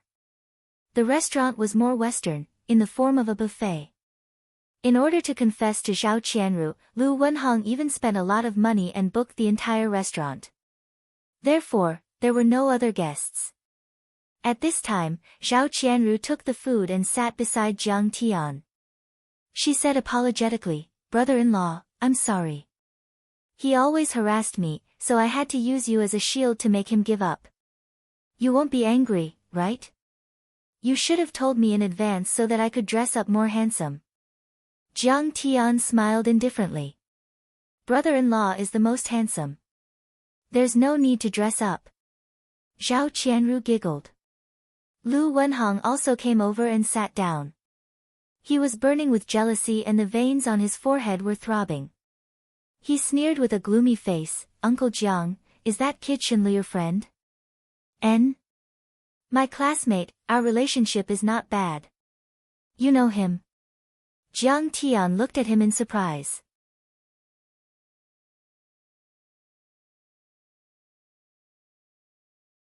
Chapter 142. That brat wanted to take on a project in Yangqing City, so he came to visit my dad with gifts. Lu Wenhong shook his head with an arrogant expression and disdainfully said, he's too whimsical. He only brought a few bottles of Mao Tai and wanted to curry favor with my dad. What a joke. Lu Wenhong ridiculed, I threw him out like a wild dog and threw the Mao Tai into the trash can. That brat was so scared that he nearly knelt down. Shen Li's face was ashen with humiliation and resentment in his eyes. It seems that what Lu Wenhong said was true. Is that so? Jiang Tian frowned as anger gathered in his chest for the first time. Lu Wenhong added fuel to the fire and proudly said, but now that I know about your relationship with him, I feel that I was a little rude. If he wants to take on a project, you guys can go and beg my dad together. There's no need to bring gifts, I will ask my dad to give him a way out. Jiang Tian calmly said, go back and tell your dad that the projects that your dad invests in will all belong to Shenlu. Lu Wenhong was stunned for a moment before he said with disdain, Jiang Tian, who do you think you are? Are you crazy? Can you make the decision? Jiang Tian faintly smiled, whether I can make the decision or not, you can ask Tang Xiaozi or your dad. Also, don't harass Qianru anymore. She doesn't have a good impression of you. Bullshit. Lu Wenhong slammed the table and pointed at Jiang Tian. I don't care what relationship you have with Xiao Qianru. In short, you little loser, stay away from her. Otherwise, I will kill you. Lu Wenhong, show some respect. In Linzhou City, Jiang Tian and Zhou Zhenghao have a say. Shenlu angrily slammed the table. It was fine for others to insult him, but he couldn't bear to see others insult his good brother, Jiang Tian. Zhou Zhenghao. Longadian. Bird feathers. Lu Wenhong's face was filled with arrogance as he mocked, compared to my uncle, Tang Zhenye, and my cousin, Tang Xiaozi, he's nothing. Chu Yue's face was full of disdain as she said with a cold smile, Jiang Tian, how can you forcefully resist Lu Wenhong? He may be young, but he is Tang Zhenye's nephew. You may be popular in Linzhou, but this is Lei Zhou. The fall of the Lingnan clan's Wei clan had a huge impact, but in the end, it was still too far away from a child from a well-off family like Chu Yue. When they saw the news on the news, they only muttered to themselves, oh, the Wei clan has fallen. How could they possibly look into the truth behind this? How could they possibly know the relationship between this great change and Jiang Tian? In Chu Yue's eyes, Jiang Tian was only a scammer in the Jiangbei region. However, if he were to run into the big shots of Jiangnan province, he would have to kneel down and submit to them. After all, the Tang family of Yangqing City was a power that even the Tang family of Linzhou City couldn't afford to offend. Young Lord Lu only invited Zhao Qianru, not you. Get out of here. Yeah. You and Chen Fan are just losers. You are a disgrace to us. These students all stood on Lu Wenhong's side, fighting to criticize Jiang Tian. They were arrogant and despotic to the extreme. If you don't get out of here, I will ask my cousin to break your legs. Lu Wenhong thought that he had gained the upper hand, so he pointed at Jiang Tian's nose and threatened him. Wenhong, you are here. At this moment, a deep baritone voice sounded. At the entrance of the hall, a few young men with extraordinary bearings walked in. Cousin, I brought a few of my classmates here to have fun. Lu Wenhong saw the newcomers and felt that he had found a backer. He ran over and said with a smile. Is this young Lord Tang Xiaozi? Everyone looked at Tang Xiaozi one after another, their eyes filled with admiration. He is so handsome and imposing. This is the real top young lord. Chu Yue's eyes flickered as she murmured with admiration. Lu Wenhong suddenly looked at Jiang Tian coldly and pointed at him. This Jiang guy is the brother-in-law of the girl I like, but he still wants to hit on her. Help me take care of him and break his legs. Tang Xiaozi only saw Jiang Tian after he pointed at him. His smile froze on his face and he could no longer smile. In the next moment, his knees went soft and he knelt on the ground. He said with a trembling voice, I didn't know that Master Kong would be here. Please forgive me for being late to welcome you. After more than a month of careful nursing, Tang Xiaozi could finally get up and walk. He also started to work normally. But when he thought of Jiang Tian's appearance, he felt a chill in his heart. He was afraid that he would be unlucky again, so he shifted his business to Lingnan's southernmost Laizhou. It seemed to be safer to stay away from Jiang Tian. Having his legs broken while he was still alive was indeed too painful. This afternoon, he and a few business partners were discussing a real estate project in the resort. When he heard that his cousin was coming, he came to take a look. But he didn't think that things would be so coincidental that he would meet Jiang Tian in Laizhou. What? Young Lord Tang actually knelt in front of Jiang Tian. Everyone was completely dumbfounded and petrified. Wasn't this guy a loser? Why did Tang Xiaozi kneel in front of him? It was too inconceivable. Jiang Tian didn't even look at him as he leisurely ate the grilled oyster. He nodded and said, Oh, your Tang family is quite good at picking up girls. Brother, what are you doing? This guy is the Zhao family's son-in-law, a trash existence. He's in the stone business with Shen Lu. Lu Wenhong asked in confusion. Tang Xiaozi wanted to cry but had no tears. He was scared of Jiang Tian to death. During the banquet of bliss, Jiang Tian ordered his legs to be broken. At that time, his dad said that Master Kong was merciful. Otherwise, he would have killed him and no one would be able to do anything. That's right, Jiang Tian couldn't even be killed by bullets. He burned Mo Haoxiong to ashes with a long flame. He killed the little Taoist master Wei Peng with a single glance. He even withstood 10 li of earth qi and killed the spell master Wei Shuofeng. This kind of power, this kind of ability, this kind of ruthlessness, had long been deeply imprinted in Tang Xiaozi's mind. He would never be able to forget it for the rest of his life. When he thought about it, his whole body trembled. When he thought about it, he couldn't eat or sleep well. When he thought about how his legs were broken by the ghost kick, his bones still felt waves of pain. But now, this blind cousin of his actually had ideas about Jiang Tian's sister-in-law and even spoke such arrogant words. Wasn't this trying to kill him? You shut up. He was shocked and angry at the same time. He jumped up and slapped Lu Wenhong's face, causing his nose to bleed violently. Cousin, why did you hit me? Lu Wenhong was dizzy and disoriented. He covered his face in confusion and astonishment. Tang Xiaozi gritted his teeth and his eyes spat fire. You dog, you're crazy. How dare you talk to Master Kong like that? As he spoke, Tang Xiaozi quickly walked up to Jiang Tian, bowed respectfully, cupped his fists, and smiled apologetically. Grandmaster Jiang, this little brother of mine has a foul mouth and offended you. Don't worry, I'll surely take care of him. Everyone was confused. Tang Xiaozi was just a son-in-law of the Zhao family who was in the stone business. Did he have to give him face? Only Chu Yue's beautiful eyes were wide open. She was shocked and cold sweat came out. She understood in her heart. So Jiang Tian was the Master Kong they were talking about. So he didn't just earn the Tang family's respect. He had already suppressed the entire Lingnan and made many of the top young masters in Yangqing fear him. Okay, don't make a fuss. Don't let anyone come. I just want to play with my sister-in-law for 2 days. Jiang Tian waved his hand and said lightly. That's good, that's good. I'll take care of everything. Tang Xiaozi kept bowing and slowly backed away. This Lu Wenhong disrespected me again and again. Kill him. Jiang Tian's tone was light. It was as if he was simply crushing an ant. Do it. Tang Xiaozi turned his head abruptly and shouted at the bodyguards who were staring at him with their mouths agape. Damn it, if I don't kill him, I'm afraid I'll be the one dead. What are you waiting for? Yes.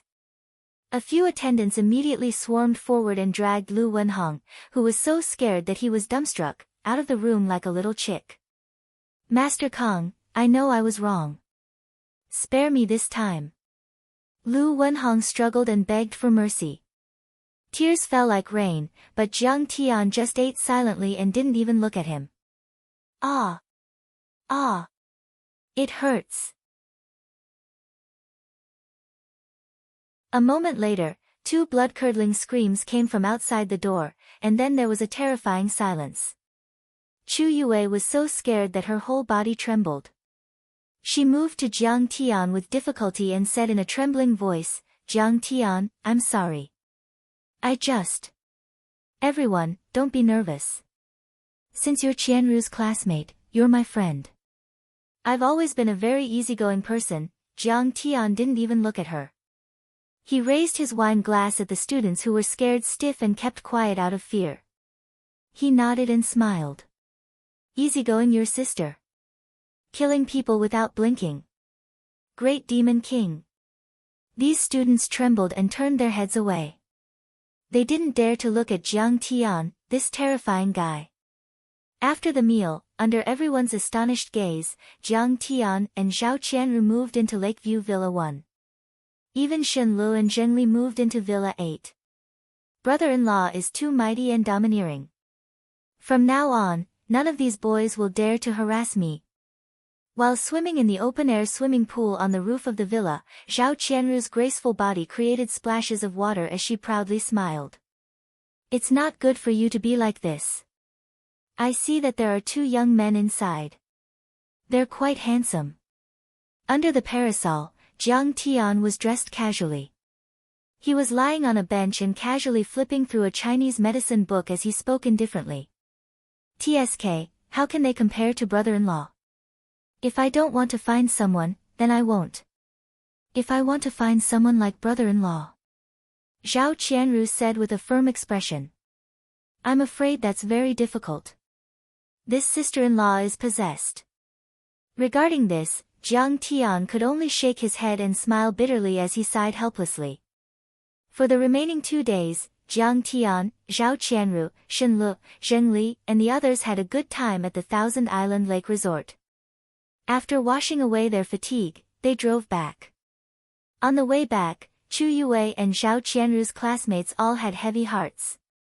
They were silent and avoided Jiang Tian with fear in their eyes. Regarding this, Jiang Tian didn't take it to heart. He thought leisurely, there shouldn't be anything else after this. I should focus on cultivation and cultivate to the 4th level as soon as possible. After breaking through to the middle stage of Qi refinement, I should also return to Qixia City to take a look. He looked at the scenery outside the car window. A trace of coldness flashed through his eyes as he muttered, those people who bullied my parents and coveted the Jiang family in my previous life, I hope you are prepared to die.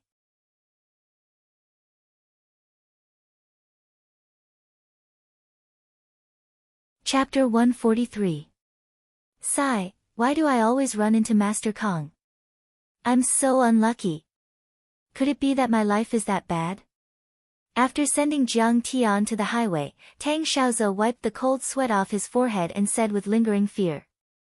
Young Master Tang, maybe it'll be useful if you believe in Buddhism. Bai Tiannan suggested after pondering for a moment. Really? Yes, Buddhism will definitely be useful. As long as you sincerely believe in Buddhism, you won't run into this king of hell again. Bai Tiannan said. What's wrong with believing in Buddhism? As long as I don't run into Kang Teichu, I'm willing to exchange 10 years of my life for it. Tang Xiaozi seemed to see the light of hope. He clasped his hands together and said sincerely, Buddha, from today onwards, I'll abstain from sex, meat, and vegetables. I won't talk nonsense, and I won't drink alcohol. I'll sincerely worship Buddha every day and pray that I won't see Kang Tae-chu again in this life. Fu Lanjun was very miserable these days. The Tang family broke off the engagement, and the vice president of the socialite clubhouse was removed. Without the help of the Tang family, the sales of her Clivia were declining. She had become the biggest joke in Linzhou. Fu Lanjun seemed to have been drained of her energy and was completely dispirited. She couldn't eat or sleep well, and her insomnia was severe. Her mind was always filled with images of Jiang Tian. When they went on a blind date, he tried to please her and gave her a childish Winnie the Pooh. She smashed the Winnie the Pooh on his face and scolded him for being a toad who wanted to eat swan meat. His face was full of shock and he looked like he had lost his soul. During the apprenticeship ceremony of the Tang family, he accepted the worship of the Tang family. Everyone looked at him with disdain. Many images flashed before her eyes like a lantern. Her eyes were dull and she didn't speak much. Her parents even suspected that she had lost her mind. In a few months, she had lost 5 kilograms and was extremely skinny. That night, Fu Lanjun ate a few mouthfuls of food and lay on the bed. She tossed and turned, unable to fall asleep. Jiang Tian is a good-for-nothing who is also crazy. How did he become Kang Tae-chu, Master Kang? The long period of fighting in the business world had cultivated her meticulous and rational way of thinking. The more it was like this, the more she found it hard to believe. In the end, she gritted her teeth, changed into a new set of clothes, and quietly left the house. She walked towards King's number 1 villa. Her best friend, Lu Biao, had now become Jiang Tian's fangirl. She would broadcast Jiang Tian's news to her all day long. She knew that Jiang Tian had already moved to King's number 1 villa. Zhou Xianya, who had gone to Yangqing City to develop, had also met her once and warned her never to provoke Jiang Tian again. When Fu Lanjun asked her why, Zhou Xianya was so scared that she couldn't stop trembling and left without saying a word. At this time, it was 5:00 in the morning, and the east was gradually turning white. She easily pushed open the door of the villa. Clouds and mist swirled around, vegetation grew luxuriantly, and rockery and strange rocks could be vaguely seen. It was almost like a fairyland. Is there no one living here? Could it be that Lu Biao made a mistake? Fu Lanjun entered as if there was no one around.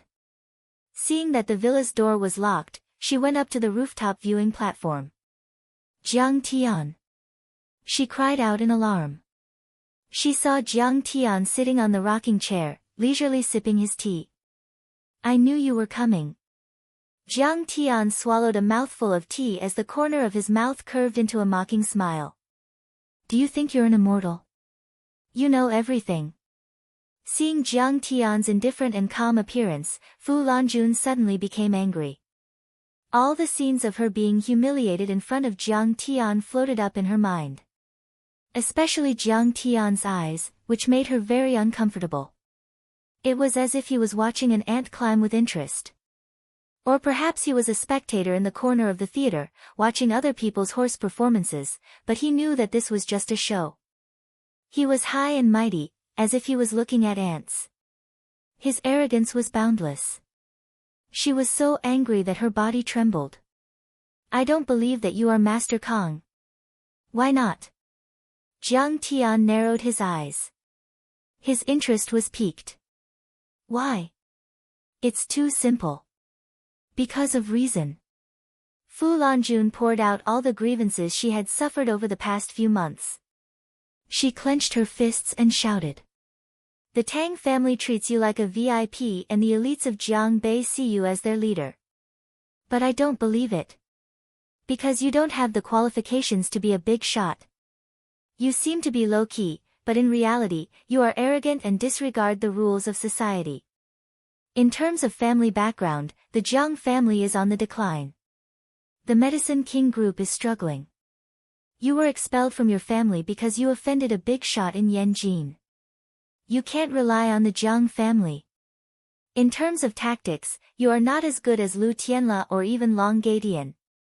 In terms of IQ, you are crazy, ignorant and fearless. You are no different from a lunatic.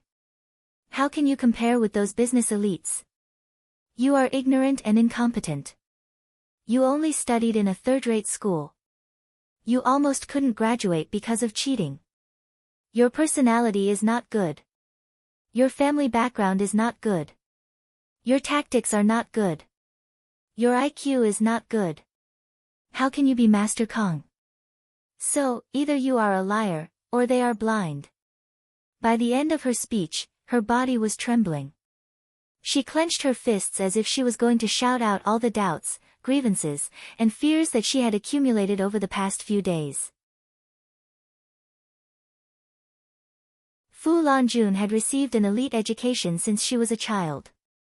She had studied at the business school of the University of London. She had always thought that she was good at identifying talents. Her relationship with Tang Jianfeng was one of her masterpieces. Tang Jianfeng was said to have been expelled from the Tang family. No one thought highly of him.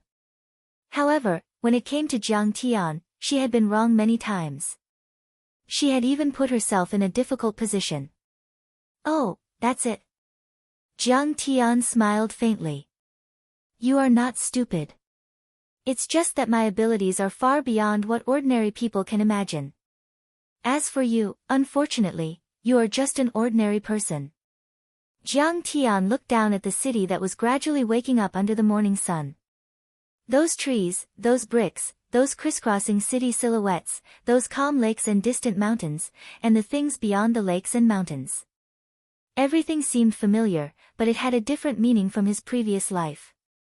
You will never be able to imagine that there is another real world in this world other than the life on the surface. Moreover, you will never be able to enter this world. Jiang Tian said faintly. Another world? Fu Lanjun was confused. Yes. Jiang Tian stood up lazily and smiled. Fine. You have been thinking about me and even came here today. I will show you another world. After that, Jiang Tian stomped his feet and shouted, Array, rise. Suddenly, between Xiu Lake and Lion Peak, pillars of light shot into the sky. Above the lake and between the mountains, the sea of clouds churned. Spiritual fog surged like a tide and enveloped the villas. Under Fu Lanjuan's horrified gaze, two white chi dragons that were as thick as giant trees let out dragon roars as they shot through the sea of clouds with great might. This is, when she saw the dragon head that was the size of a millstone vividly appear before her eyes, Fu Lanjun couldn't help but stagger back in horror. Woo woo. The two white chi dragons were like obedient cats, curled up under Jiang Tian's feet. The huge dragon heads kept rubbing against Jiang Tian's shoulders. Now, you should know the answer, right? Jiang Tian turned around and looked directly into her panicked eyes as if he was looking at an ant. He said indifferently, he said calmly, I suppress Jiang Bei and Ling Nan. I don't need any knowledge or family background. Because I have the power to control the life and death of others. Facing this scene that was like a legend, Fu Lanjuan's heart fell to the bottom of the valley as she screamed crazily. With this kind of ability, he is really close to a god. No wonder he became the Master Kong that everyone worships. Following that, regret and frustration that was 10 times stronger than before swallowed her body and mind completely. Her tears fell like rain as she stumbled out of the villa. On the morning of the 28th of November 2007, on Lion Peak, the Chi Dragon Array was completed.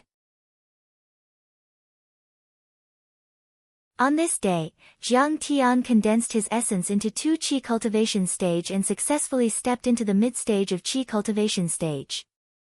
Lin Zhou is finally stable.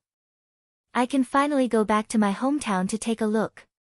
Jiang Tian did not care about what Fu Lanjun was thinking. He allowed her to run out in a sorry state. However, his thoughts drifted to Jinling, to Qixia County, the place where he grew up. Walk slowly. Let Dad and Mom grow old slowly, thinking about his parents whom he had not seen for 10,000 years.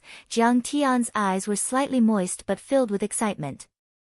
At this moment, Zhao Xueqing, who had just finished her cultivation, walked up the stage in white silk pajamas. She smiled and said, "Dad and Mom really missed you."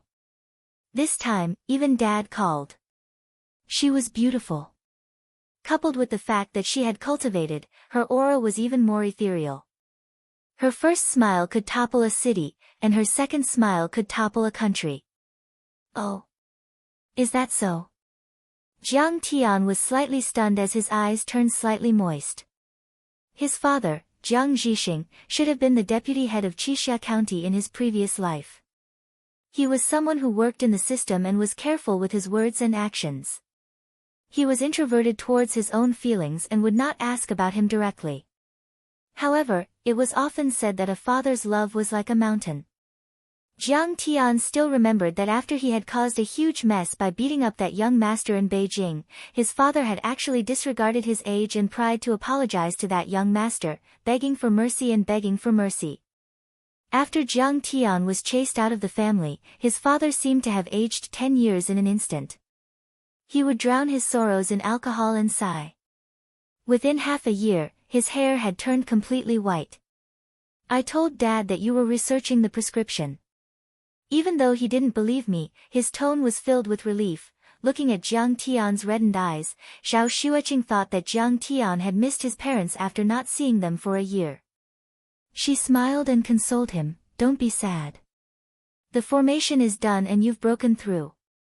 Let's hurry back to Qixia County to take a look." Who would have known that Jiang Tian had not seen his parents for 10,000 years? How was that, a year or two? It had been 10,000 years since Jiang Tian had committed suicide by jumping off the cliff and being taken away by his master to embark on the path of cultivation. In these 10,000 years, Jiang Tian had won countless battles and suppressed countless old demons and great demons.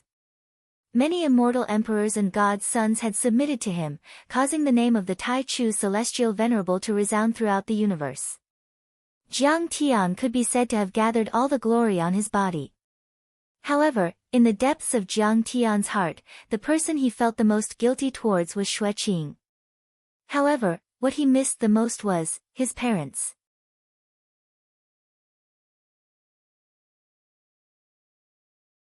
After 10,000 years of vicissitudes, 10,000 years of ups and downs, and now, Jiang Tian was about to return to the starting point. If Jiang Tian's memory was correct, Qixia County would hold an investment conference soon. It was at this conference that his father was framed for corruption and bribery and was arrested and sent to prison. This framing also became the signal for the three big families of Jinling to launch an all-out attack on the Jiang family. 4 years later, the Medicine King Group was maliciously acquired by them and became the last straw that broke the Jiang family's back. You're tuning in to the Blissful Bookshelf YouTube channel. We're so grateful for your support, and don't forget to subscribe to join us on this incredible journey through captivating stories. Your generosity through donations truly makes a world of difference, as it's the primary source of revenue that allows me to expand and enhance this channel for you. Thank you from the bottom of my heart for being a part of this adventure.